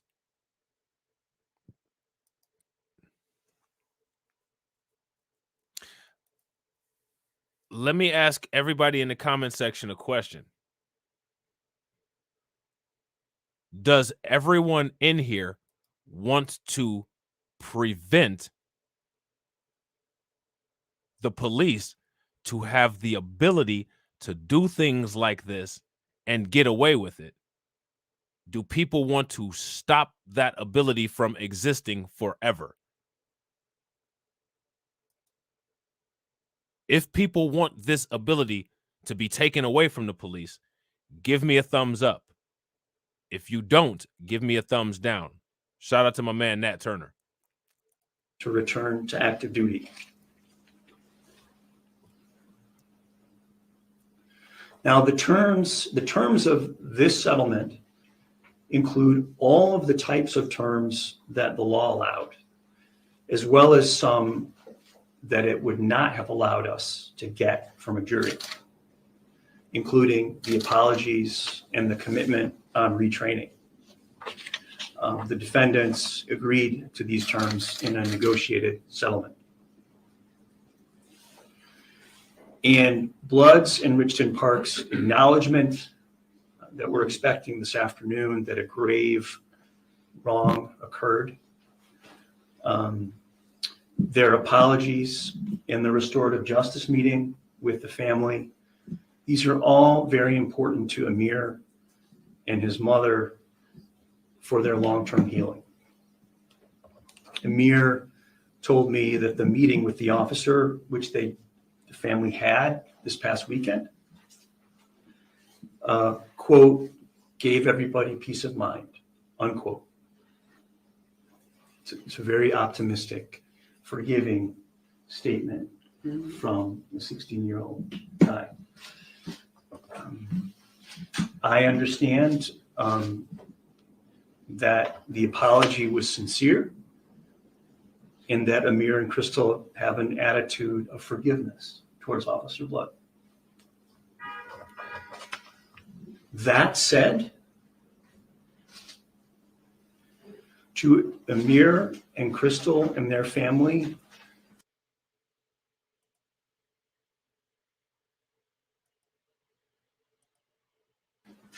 this is not enough. Officer Blood should be fired. He should be fired. He should have been fired 3 years ago. Not only has he not been fired, but Officer Blood has not even been disciplined in any form or fashion for shooting a 12-year-old boy. Not only has he not been disciplined, but with the exception of a brief 30-day period immediately following the shooting, during which he underwent mandatory psychological screening, he's been on the streets on active duty. Richton Park immediately returned him to the streets, and he worked the streets as an active duty officer until June of 2022 for 3 years. In June of 2022, he assumed desk duty at his own request, not because the department thought that he was any kind of risk to citizens, and not because he's under investigation anymore or is being disciplined. The 3 investigations that have been done to date into Officer Blood's conduct when he shot Amir Worship don't pass the laugh test. The Richton Park Police Department's internal affairs investigation, in which Officer Blood himself was not even interviewed and his rifle not even examined, found no excessive force, no firearm safety violations, no misconduct, and did not even recommend retraining for him. The village of Richton Park's interrogation by the village attorney also found no excessive force, no firearm safety violations, no misconduct, and did not recommend any discipline, let alone termination or suspension, and did not recommend any retraining. The Illinois State Police investigation, the mandatory state investigation that's done following an officer-involved shooting in Illinois. Now, this is what I want you guys to pay attention to. Pay attention to what Internal Affairs did, okay? Pay attention to what Internal Affairs did. And we're going to check out that Peyton Gendron stuff, AB. We're going to check that out as soon as this is over. Okay. I already got it queued up. So everybody drop some radiation emoji for AB Promotions with the breaking news. That's done following an officer-involved shooting in Illinois that occurs when the shooting occurs outside of Chicago. The ISP investigation also did not interview Officer Blood. You see that? So how did they do an investigation? They didn't even interview him. How many of you guys saw the video that I did on Blacklight Revelations news reviews and reactions about how internal affairs investigations go down in the state of Pennsylvania? Did you guys see that? Looks like they have some issues in Illinois too. We'll have to do some digging and find out what's going on in Illinois and then expose it.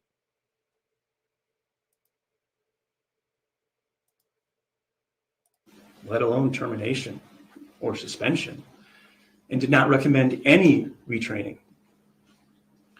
The Illinois State Police investigation, the mandatory state investigation that's done following an officer-involved shooting in Illinois that occurs when the shooting occurs outside of Chicago.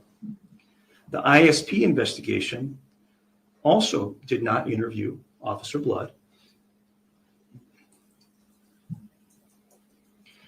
And failed to get the pertinent evidence, but nevertheless suggested that what happened was just an accident. As a result, the Cook County State's Attorney's Office, which relied on that investigation to consider charges against Officer Blood, declined to bring any charges back in 2019. Why? Why, guys? Let me ask you guys a question. How many people in here are tired of hearing the same story? If you're tired of hearing the same story, give me a thumbs up in the comment section or an angry face. If you're not tired of hearing the same story, give me a thumbs down and a laughing emoji. Me personally, I'm tired of hearing the same story, because that's exactly what this is. They didn't. Now, here's my question. Why was there no charges brought forth, and why was the investigation so faulty? So these are the parts that are completely left out when the news does their reports. And so the question that we have to ask is it really that one particular sector of the United States is really just that dishonest? For one, that they won't even touch a story like this, and for two, that they won't talk about all of these details. The Village of Richton Park's interrogation by the village attorney also found no excessive force, no firearm safety violations, no misconduct, and did not recommend any discipline, let alone termination or suspension, and did not recommend any retraining. The Illinois State Police investigation, the mandatory state investigation that's done following an officer-involved shooting in Illinois that occurs when the shooting occurs outside of Chicago. The ISP investigation also did not interview Officer Blood. And failed to get the pertinent evidence, but nevertheless suggested that what happened was just an accident. As a result, the Cook County State's Attorney's Office, which relied on that investigation to consider charges against Officer Blood, declined to bring any charges. Shout out to DSB. Back in 2019. Now, none of these investigations asked Officer Blood whether his rifle was pointed at a mirror when it fired, and how that occurred and why that occurred. Officer Blood didn't get that question from any of these investigators. I mean, this is literally everything that they say doesn't happen, happening right in front of our eyes. He didn't even get questioned about it. Did you guys catch that? He didn't even get questioned about it. To citizens, and not because he's under investigation anymore, or is being disciplined. The 3 investigations that have been done to date into Officer Blood's conduct when he shot Amir Worship don't pass the laugh test. So again, positive reinforcement, right? Operant conditioning, negative reinforcement, operant conditioning. If you're a police officer and you know that you can get away with this type thing, then the question is, what mechanism is in place to stop you or to deter you from doing this? At this current juncture here in the United States, there is no barrier or no deterrent for police to stop.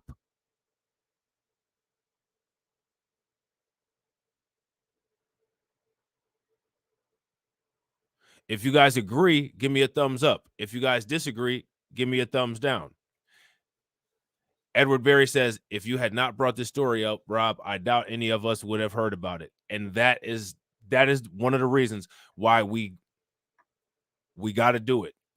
And that's one of the reasons why I try my hardest to put out as much content, regardless of whether it's a video or whether it's a live stream, of things that I feel are relevant to our everyday lives. You know what I'm saying? We make videos that are fun sometimes, you know what I'm saying? And we have a good time and we laugh and joke.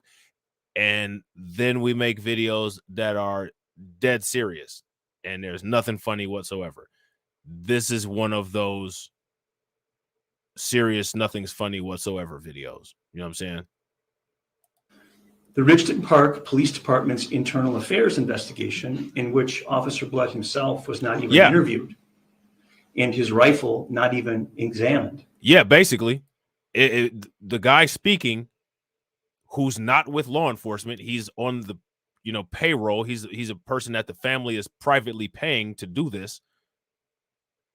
He's the only person that put together any kind of investigation. Clearly, all of the things that he did have just completely not only exposed this police officer, but they've also exposed the police department as well as internal affairs. Now, here's the question. Again, we make these, we hear this stuff about police reform. Tyree Nichols, we need to talk about police reform. Okay, well, what about Amir Worship? We need to talk about police reform when it comes to Amir Worship, too.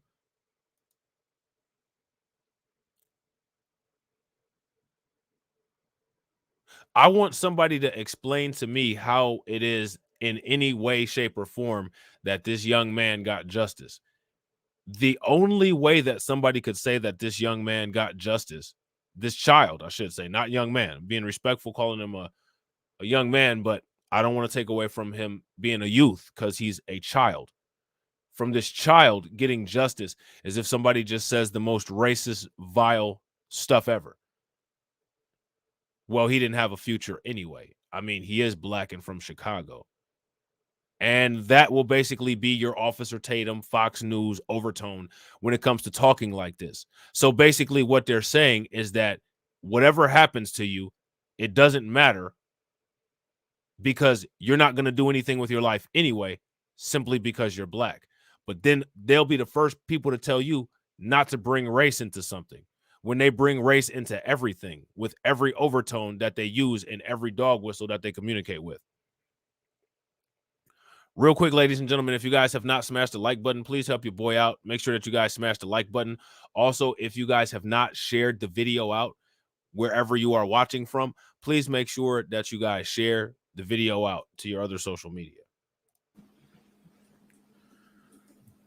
Found no excessive force, no firearm safety violations, no misconduct, and did not even recommend retraining for him. The Village of Richmond Park's interrogation by the village attorney also found no excessive force, no firearm safety violations, no misconduct, and did not recommend any discipline, let alone termination or suspension, and did not recommend any retraining. The Illinois State Police investigation, the mandatory state investigation that's done following an officer-involved shooting in Illinois that occurs when the shooting occurs outside of Chicago. The ISP investigation also did not interview Officer Blood. And failed to get the pertinent evidence. Now, here's my question. And right, like Tarek says down here, but remember, Rob, like Officer Tatum once said, white people ain't thinking about y'all. Now, here's my question.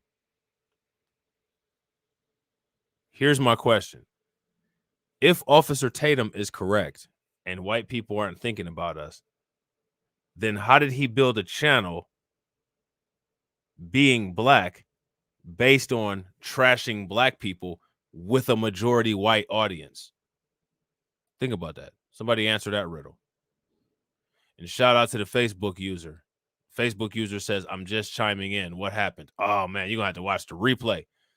You're going to have to watch the whole replay. Because this is something that they're not really talking about in the news all like that. But nevertheless suggested that what happened was just an accident.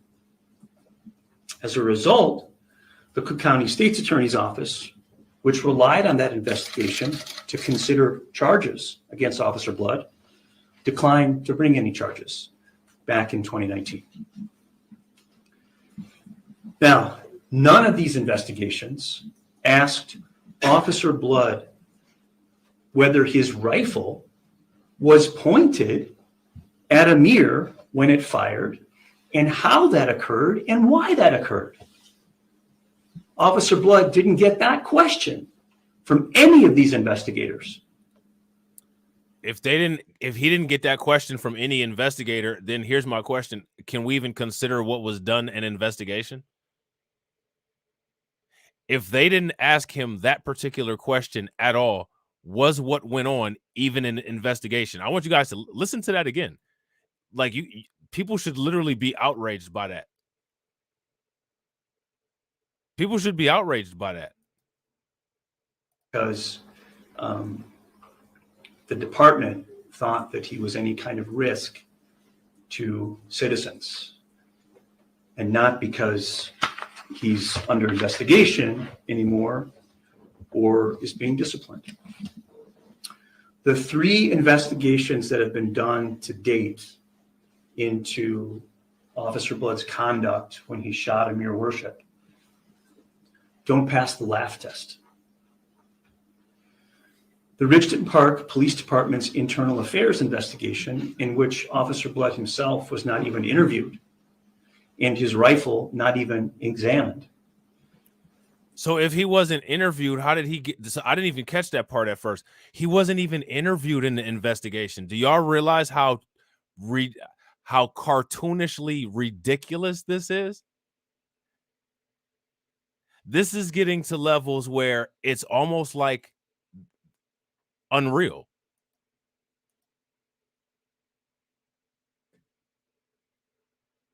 Let me ask you guys a question. Does this make any sense? If this makes sense, give me a thumbs up. If it doesn't make any sense whatsoever, give me an angry face emoji or a thumbs down in the chat. Found no excessive force, no firearm safety violations, no misconduct, and did not even recommend retraining for him.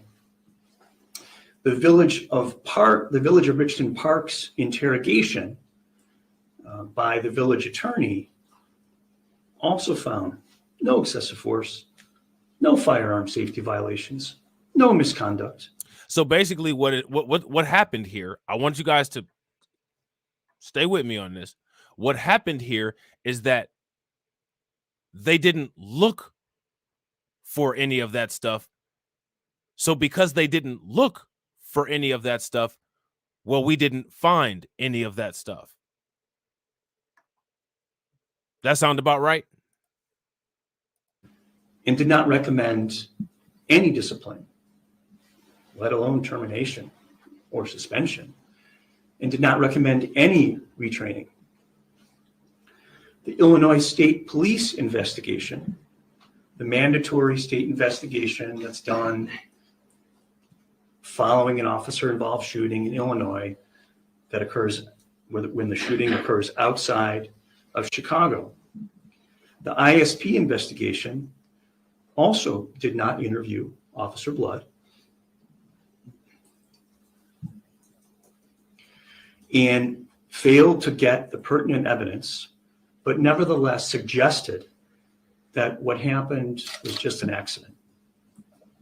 As a result, the Cook County State's Attorney's Office, which relied on that investigation to consider charges against Officer Blood, declined to bring any charges back in 2019. Now, none of these investigations asked Officer Blood whether his rifle was pointed at Amir when it fired, and how that occurred and why that occurred. Officer Blood didn't get that question from any of these investigators.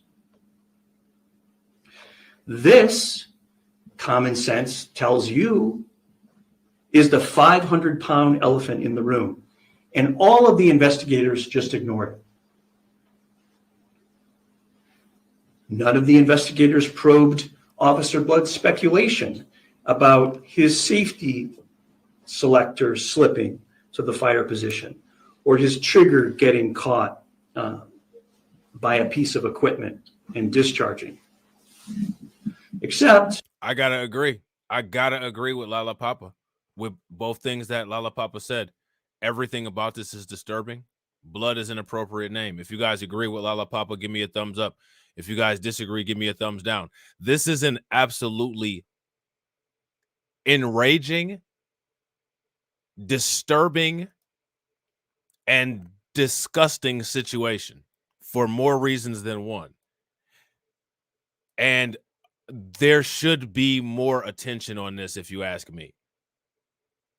I'm sorry. This is something that needs to get out there. I don't think that this got nationwide attention at all. And see, like, one of the things that I do is a lot of where I get a lot of the things that I talk about are from the local news and the local newspapers. Lala Papa said, thumbs up for myself because I'm special. Throw some radiation emojis for Lala Papa because Lala Papa's special. You know what I'm saying? Yeah. Basically, shout out to Ed. Basically, the police basically said, nothing to see here, folks. But cut the check anyway. And, put Officer Blood back into circulation, so to speak. This is the reason why those local news outlets, the local news outlets are partners and subsidiaries of the larger news outlets. So when the local news is telling you this is an exclusive on Fox 14, what that basically means is that you're not getting anything good or for free. What you're getting is a raunchy, repulsive, angering, disgusting story that you're getting exclusively, and that exclusivity shields it from national exposure as a first-line deterrent so the story doesn't get out. So anytime you hear something is exclusive on the local level, that's something that should be talked about on a national level. That's how the WS media works. We're going to lie to you and tell you that you're getting something special, but what we're actually doing is Operation Shield this particular story from a greater critique. First line defense, built-in mechanism, equipped with trick marketing. You know what I'm saying? the state police did test his rifle and found that it was operating properly and normally without any problems, just like our experts found. The CERT, the SWAT team board of directors, did eventually, in September of 2020, terminate Officer Blood from the SWAT team for committing multiple violations of firearm safety when he shot Amir. specifically for not having the safety selector in the safe position. I mean, so now what the police ended up letting him go for, apparently, or demoting him, whatever it was that they did, he should be tried for negligent assault because his negligence led to an assault with a firearm. Charges against Officer See, listen. himself was not even interviewed, and his rifle not even examined. Found no excessive force, no firearm safety violations, no misconduct, and did not even recommend retraining for him. The Village of Richton Park's interrogation by the village attorney also found no excessive force, no firearm safety violations, no misconduct. How did you not find excessive force when you literally blew a compliant, non-suspect civilian's kneecap out with a non-standard issue firearm? How is that even possible? And did not recommend any discipline, let alone termination or suspension, and did not recommend any retraining. The Illinois State Police investigation, the mandatory state investigation that's done following an officer-involved shooting in Illinois that occurs when the shooting occurs outside of Chicago. The ISP investigation also did not interview Officer Blood and failed to get the pertinent evidence, but nevertheless suggested that what happened was just an accident.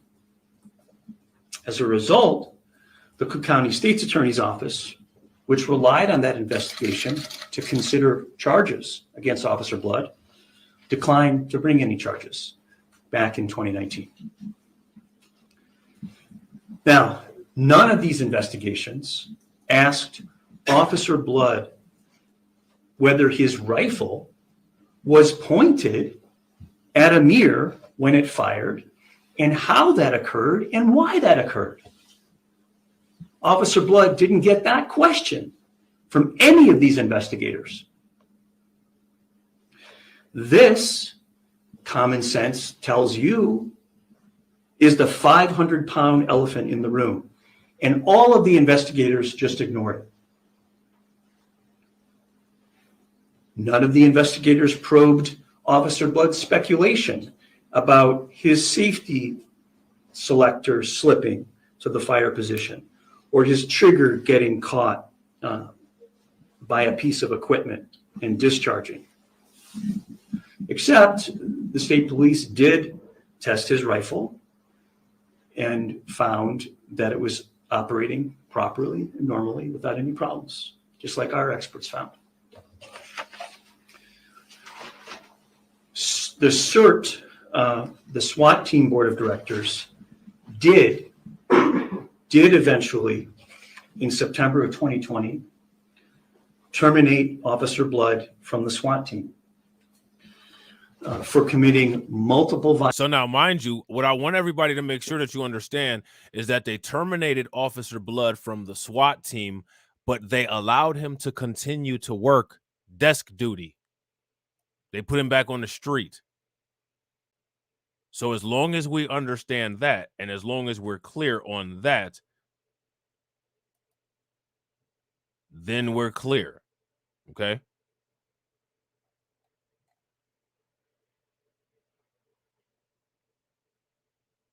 So now, here's my question, guys. What's on everybody's mind? What do you guys think about this? Absolutely ridiculous, right? Violations of firearm safety when he shot a mirror, specifically for not having the safety selector in the safe position, for not maintaining muzzle discipline in the low ready position, and for not maintaining the gun in a safe direction at all times, including when he was hands-free. But in the meantime, Officer Blood remained a Richton Park police officer on the streets of Richton Park for 3 years after the incident. There you go. So how does that happen? Here's my question for you guys. How does that happen, and why does that happen after something like this? RG Titan says life with no parole for that race soldier. Yeah, I agree. But that's not what happened, though. What ended up happening was this individual ended up continuing to get a paycheck.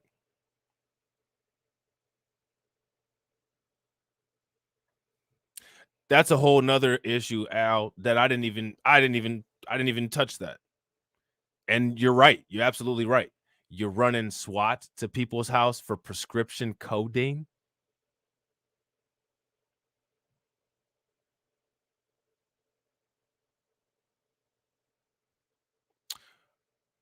What is Governor Pritzker doing about this? Is the question. Yeah, I agree. There's a lot of times for anybody that watches this live stream on the replay, shout out to the replay viewers. Make sure you let us know in the comment section. There's a lot of places where I just paused the video and I just paused it because, I mean, this would just leave you speechless.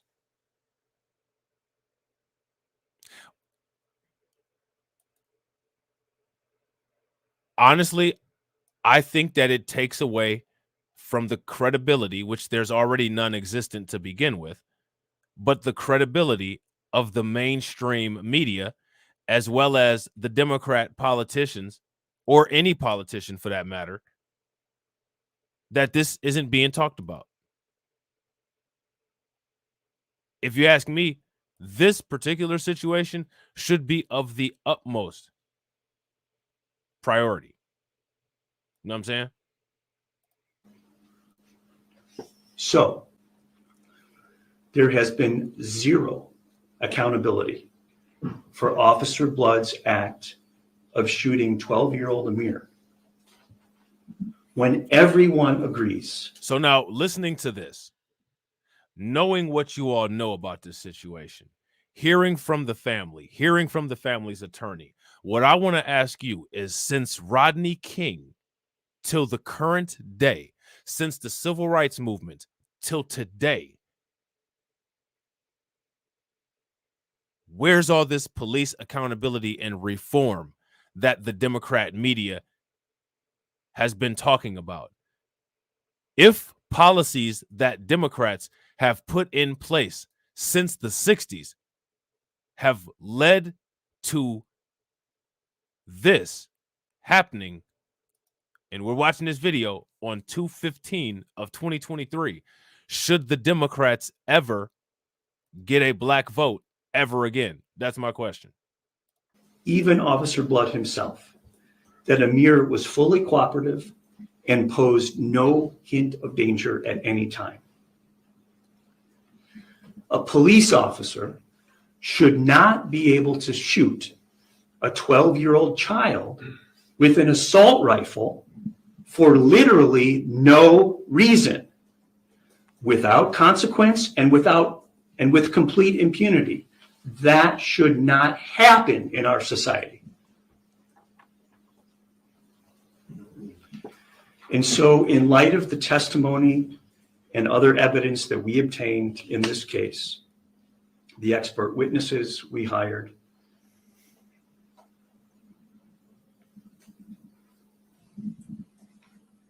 all of which is evidence that the Illinois State Police and the Cook County State's Attorney did not have in 2019. Today, Amir's family. I'm glad you brought him up. Speaking of Al Sharpton, speaking of BLM, speaking of any of those people, where are they?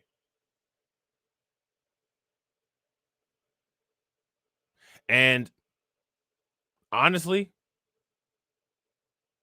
if you ask me, this lawyer right here, plus or minus some things and some mannerisms that he's had,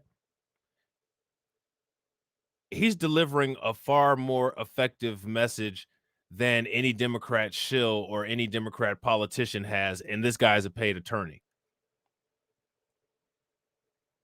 If you ask me, in my opinion.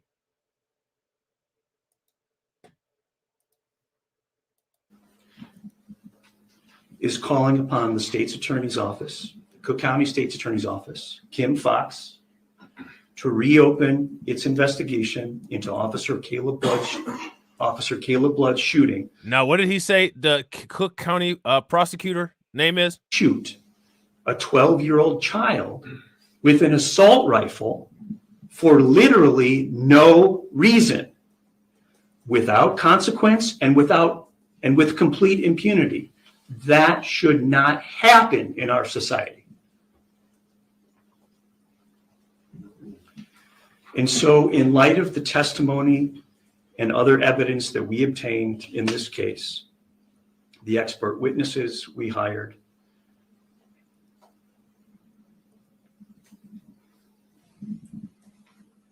all of which is evidence that the Illinois State Police and the Cook County State's Attorney didn't. Cook County State's Attorney. How many people are still in here and active? If you're still in here and active, drop a radiation emoji. Cook County State's Attorney. I want you guys to etch that into your memory. Not have in 2019. Today, Amir's family is calling upon the state's attorney's office, the Cook County State's Attorney's Office, Kim Fox. How many people are familiar with Kim Fox? If you're not, anybody want to get familiar? I want to get to know you.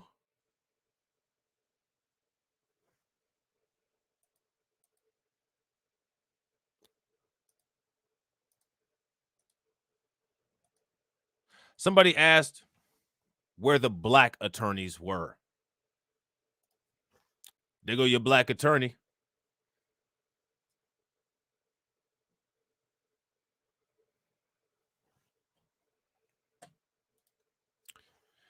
Kim M. Fox is an American politician who is currently the state's attorney, the district attorney for Cook County, Illinois.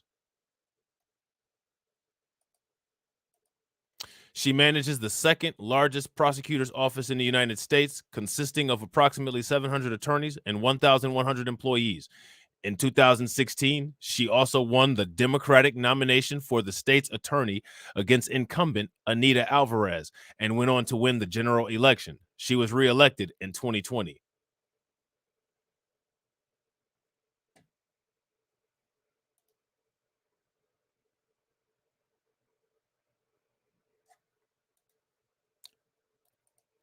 All of those things that weren't done in this investigation, she's the boss.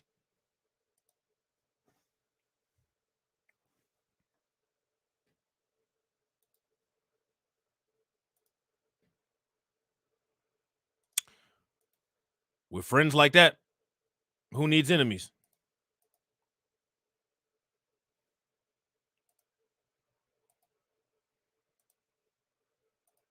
Right? Reopen its investigation into Officer Caleb Blood's. Reopen the investigation. So Kim Fox, the woman who was just on the screen, had the investigation open at one point and it's been closed.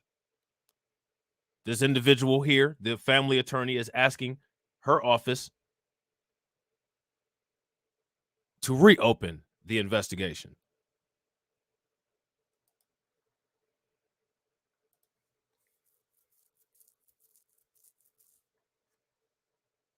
There you go.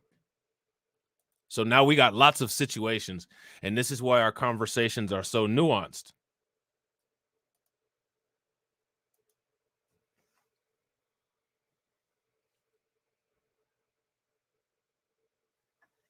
So now we know where the quote unquote black attorney is. You know what I'm saying? Officer Caleb Blood. The black attorney, mind you, is the state prosecutor. This guy is just a regular, attorney that has an office.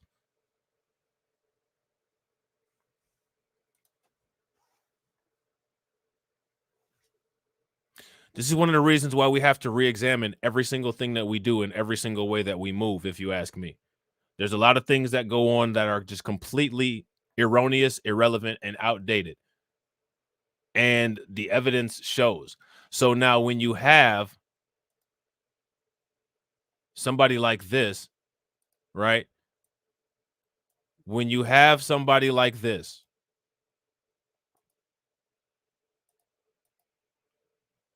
who allows something like that to occur, and they allow it to occur on a continuing basis for a paycheck, and the system that's running like a machine knows what kind of people to put in those positions to maintain what's existent already, you have to ask yourself the question, or you have to make the statement, the world is correct.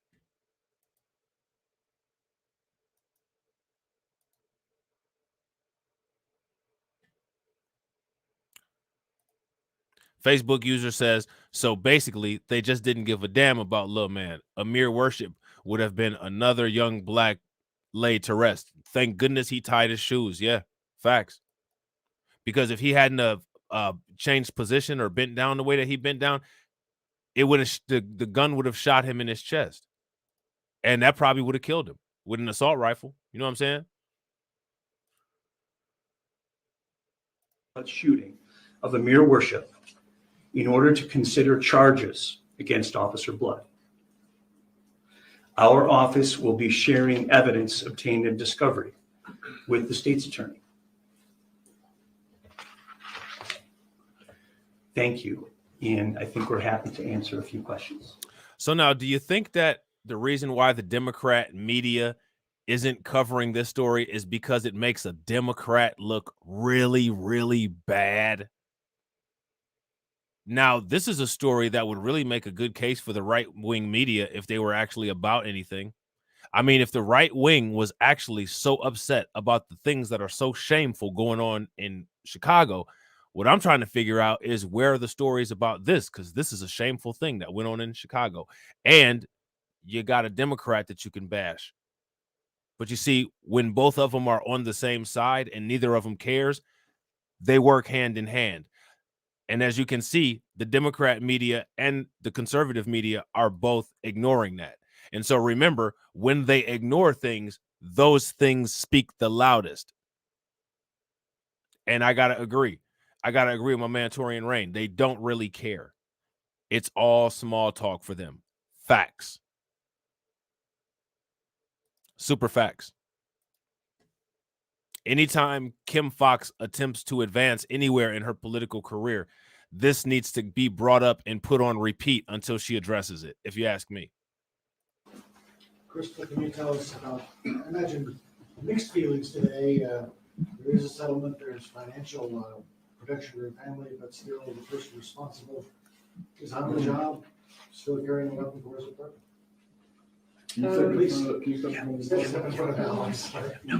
We'll trade. I accept his apology, but that day he was. I wouldn't accept the apology. I wouldn't accept anything except for his. I wouldn't accept anything. I'm just leave it like that. So far, I got a green dollar sign on this video. Let me not get. You know what? They done took away the green dollar sign. Never mind. I was about to say, so far I had a green dollar sign, but they done took it away. Yeah, but I wouldn't accept anything. You know what I'm saying? Let me ask you guys. Torian says I wouldn't accept anything either. And again, they made sure to put the mother front and center. They know what they are doing when they're doing that. Absolutely. I agree 100%. Now, here's my question. If Amir Worship was your son or your loved one, would you accept Officer Blood and the police department's apology? If you would, give me a thumbs up. If you wouldn't, give me an angry face in the chat. Records that day, and I feel it was intentional. Tell us about Amir's recovery. How has that been for him, and what's it been like for the past years? Every surgery was hard. He lost his confidence in himself. He was in a lot of pain, and he didn't eat for days. He would stay in his room for days, and we'd have to push him to come eat, and and build his confidence back up. I imagine there's an emotional pain that the whole family's in. Yes. There's a lot of healing we had to do. There was a lot of sleepless nights.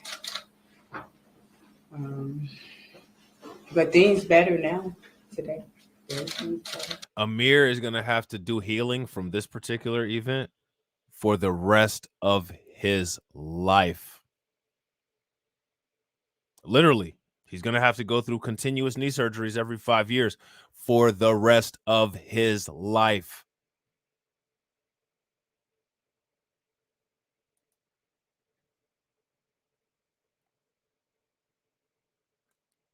No one's healing from this. The only person that's healed from this is the perpetrator. He's the only person that's not inconvenienced by this. And that's absolutely not the way that it's supposed to be.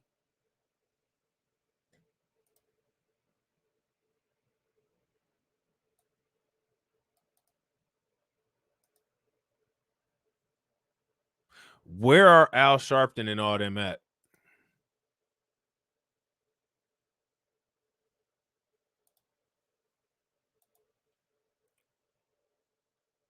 That's my question. Where's Al Sharpton and all of the Democrat folks at? Where they at?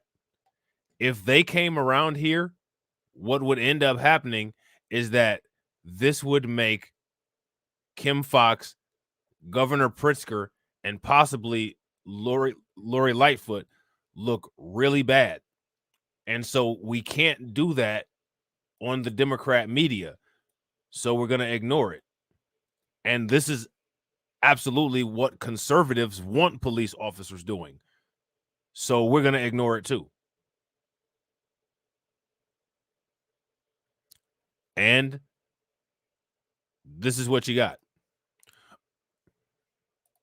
What would be different for you if Officer Blood is prosecuted for this crime? I feel like justice will be served. Even though, they gave him the settlement, I think justice will be served for Amir, because he have to live with the injury of his knee for the rest of his life. The apology would not, help. And I'm so glad that she said that.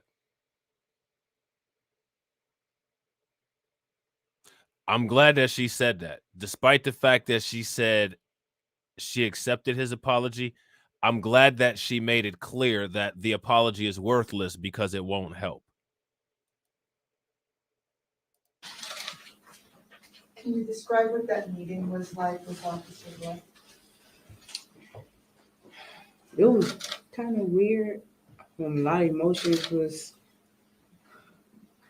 in our head, and I think it was like a recording in your head of what happened that day. And I think Amir was sitting over there thinking the same thing as I was thinking of the event that happened. And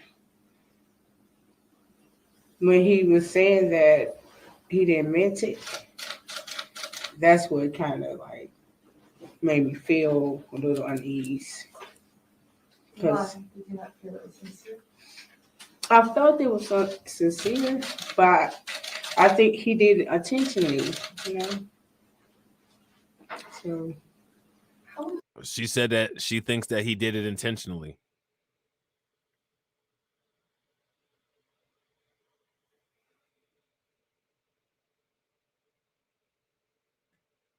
Yeah. I mean, no, I agree. She messed up by saying it in the beginning, but I think she at least cleaned it up a little bit. You know what I'm saying? And it's like people got to stop with that knee jerk. I accept the apology, and you know, blah blah blah, and we're in the spirit of forgiving. Like, fuck all that. You know what I'm saying?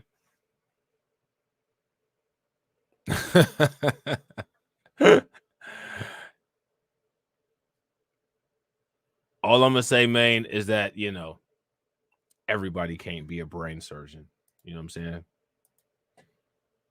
You say things are different for you, for Amir, just emotionally as a result of the experience of the last night? We sleeping better now. We're at peace. He has his confidence back. He loved his mom. He tried to get up and help clean up. He want to just do everything now. Right. Nah, I agree. Sweetheart. Grimlock. He get up in the morning for school. That and she is. She is tiptoeing.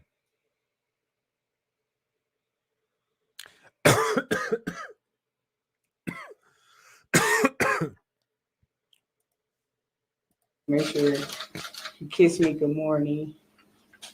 And when we get home from school, he make sure he check on mama. He a big help to the family. He's sweet, and I love him. Everything is okay. And I have a new grandbaby. Her name is Imani. A new addition to the family. So Amir is an uncle. That's a good question. What do you guys think?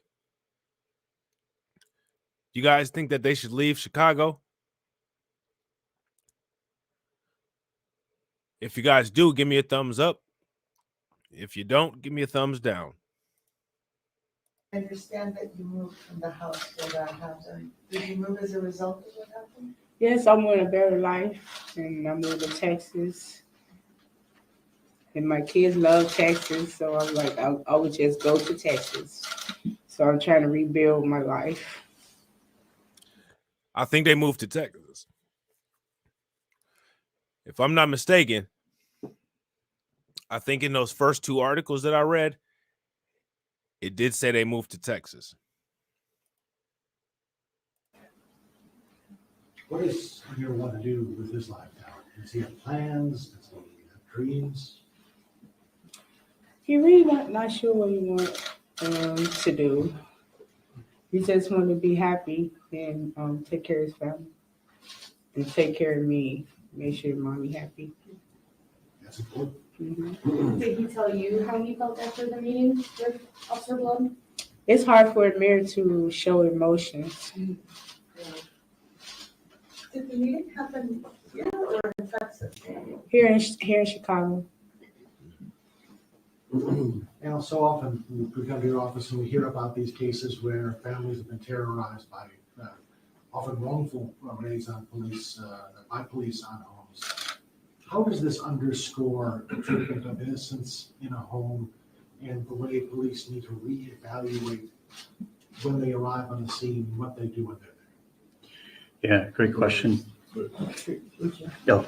Everybody, make sure you drop some radiation emoji. Excuse me. Radiation emoji for Tariq for embracing villainy. Tariq says, no, they need to get armed. We need to get it to the point where they crooked cops are massively uncomfortable, where they stay committed to their crimes.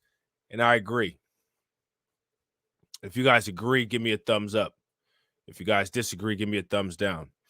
And real quick, ladies and gentlemen, shout out to Abby Normal over on Twitch. If you guys aren't subscribed to my channel on Twitch, make sure you guys take a moment and go over there and subscribe so that you get another notification. And also, did you guys do the survey for the notifications in the chat? If you guys haven't, take a moment and do that for me real quick. Thanks. Great question, Charlie. So when we filed this case, I said, this is exactly what's going to happen in Chicago if officers universally don't change the practice they have of pointing guns indiscriminately at everyone in the home when they enter, including children. As you know, we represent about 30 kids of color, all of whom have had guns pointed at them, and they range in age from. So imagine this, right? All the cases that Benjamin Crump has gotten. I want you guys to understand how often this is happening. Benjamin Crump is always on TV dealing with cases similar to this that result in civil rights violations, right? Prior to watching this live stream, had you ever seen or heard of this particular attorney right here?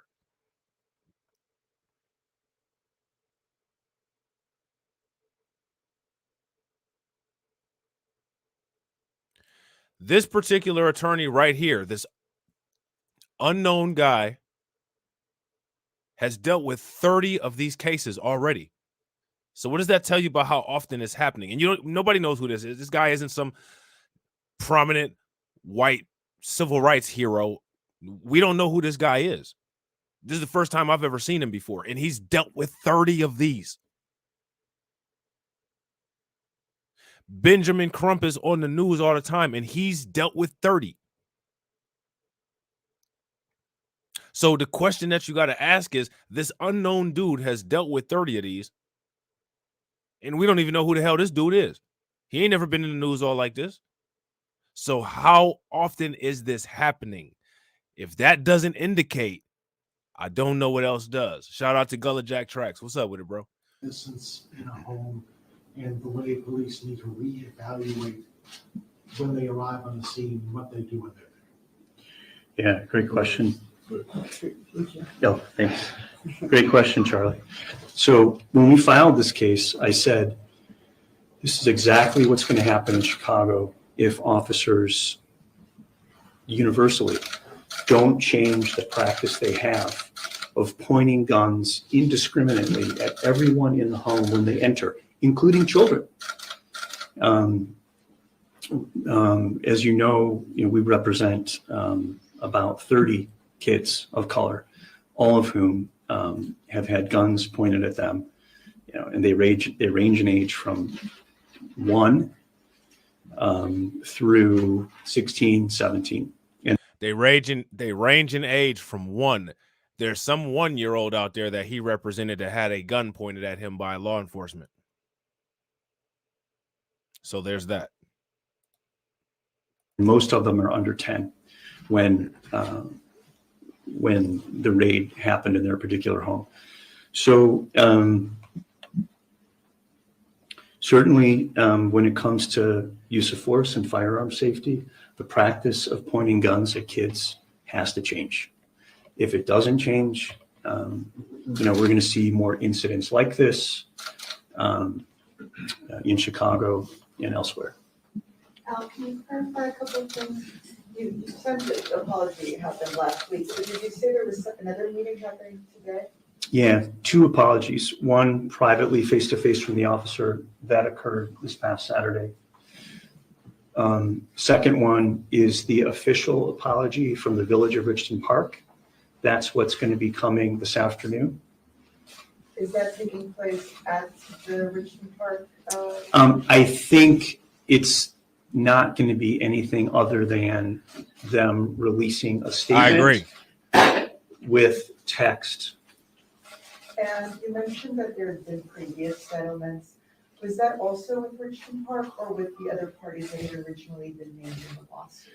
So yes, Richton Park, also Richton Park and Officer Blood also settled with other plaintiffs, with Crystal and with Amir's brothers, Eric and Robert. So do you see what's going on here? And then other defendants, the SWAT commander, the officer, the only other officer, SWAT commander, that's one. Another one, there was one other officer in the room when Amir was shot, Officer Wood of Tinley Park. And there were various officers who did other things. When we filed the case, we talked about the officers, used flashbangs. They knew there were children in this house. They knew. So listen to this. Listen.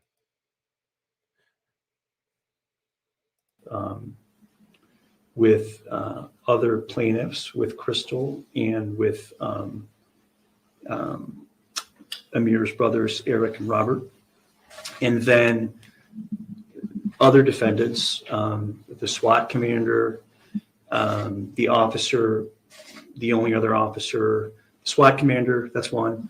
Another one, there was one other officer in the room when Amir was shot, Officer Wood of Tinley Park. And there were various officers who did other things. When we filed the case, we talked about the officers, used flashbangs. So now here's my question. How many people know what flashbangs are? Knew there were children in this house. They knew there were children living in this house before they executed the search warrant.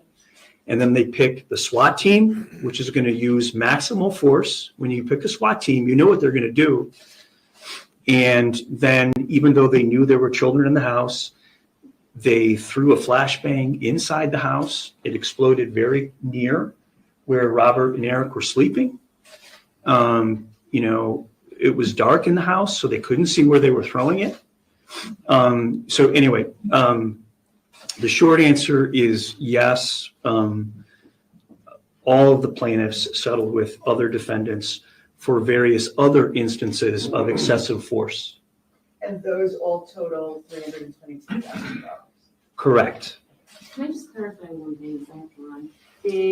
Amir was 12 at the time, his brother was 13, and then there was another child? Robert was 18 at the time. Yes. He had just turned 18. Yes. Okay, so the 3 children. They terrorized this entire family.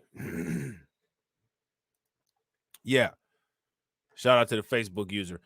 They are like small grenades that makes a loud noise with flashes of light and smoke. Yeah. Yep. Multiple people from this one incident in the same family got settlements from this as a result of being terrorized.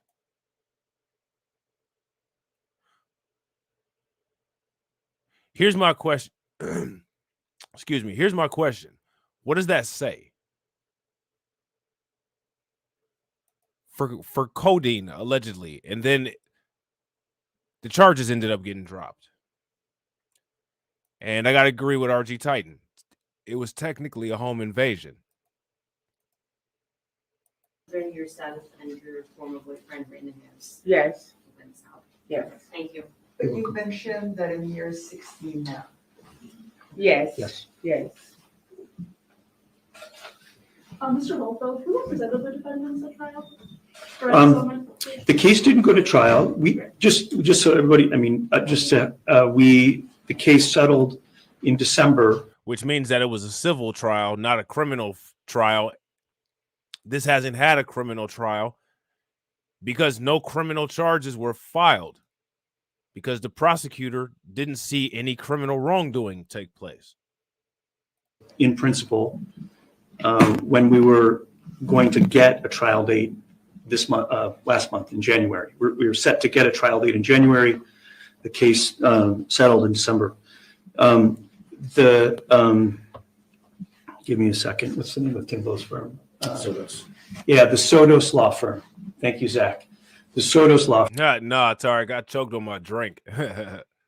Firm represented Officer Blood in Richton Park, as well as one other officer and his employer. And what were those attorneys' names specifically? Sure. John Timbo.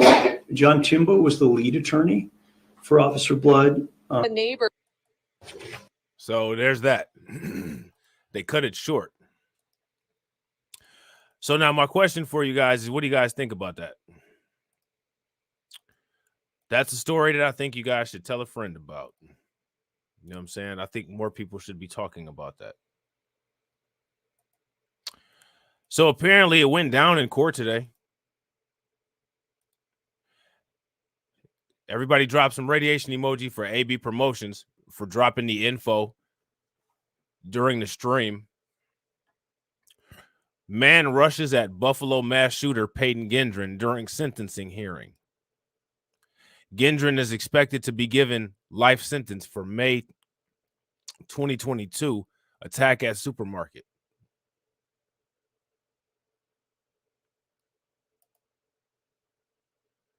Let's watch.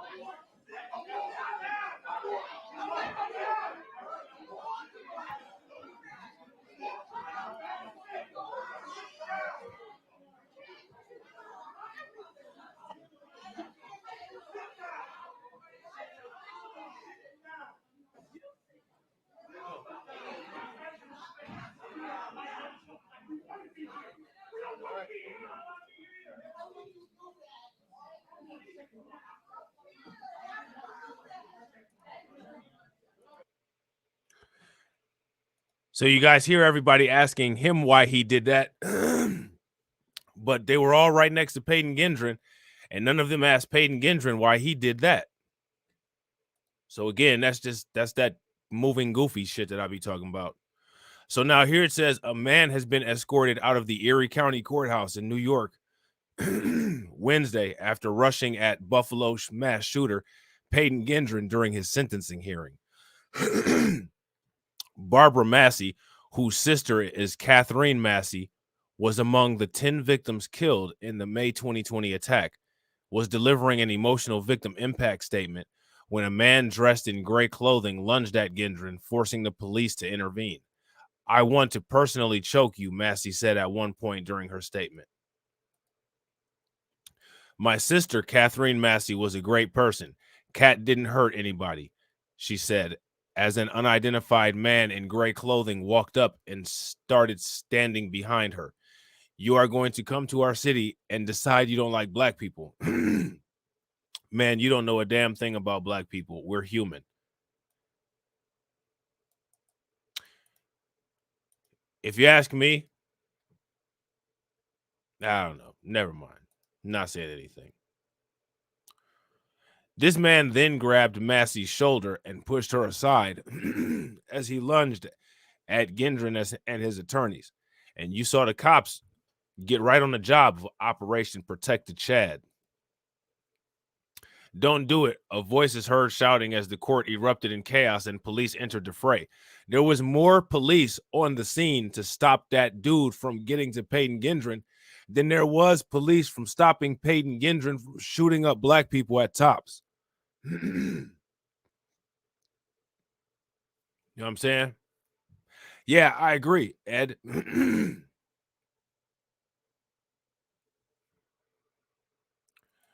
I agree. Shout out to my man, MC Fact. What's up with it, bro?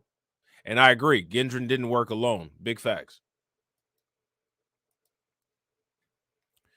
Prior to the statement, Gendron was pictured weeping. So he was using the, Karen tears and the Rittenhouse tears as family members of the victims read their statement, with one of them calling him a cowardly racist. He's not a racist. He's just an American. Because when we live in America, where the culture is racism and white supremacy, racism and being American go hand in hand. So now here it says Gendron, who is white, killed 10 black people and wounded 3 others in a hate-filled mass shooting at a Tops Friendly Market in Buffalo, New York on May 18th of 2022. He is expected to be sentenced to a life in prison after pleading guilty to charges including murder and domestic terrorism motivated by hate, which carries an automatic life sentence. After the pause, the sentencing hearing picked back up again, with Gendron being escorted back into the courtroom. I'm sure that you are all disturbed by the physicality that we've seen in the courtroom here today. And I understand that emotion. I understand that anger, but we cannot have that in the courtroom, Judge Susan Egan said. What I would have told Judge Susan Egan is that you need to concentrate on what went on at Tops. Nobody died here in the courtroom, bitch. Get off the courtroom and get back on Tops. You know what I'm saying? And I'm prepared to give anyone that needs to speak an opportunity to speak.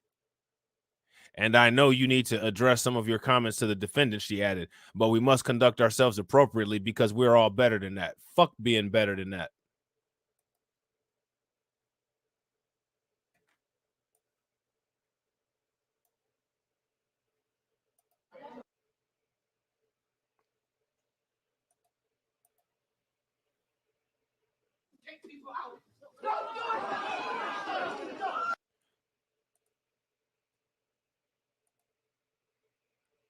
Real quick, ladies and gentlemen, make sure you guys throw some radiation emoji in the chat from my man AB Promotions with the $4.99 super chat.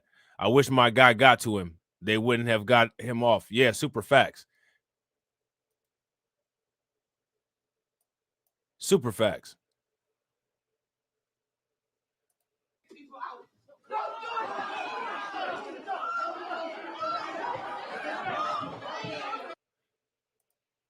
And shout out to that dude in the gray hoodie for embracing villainy.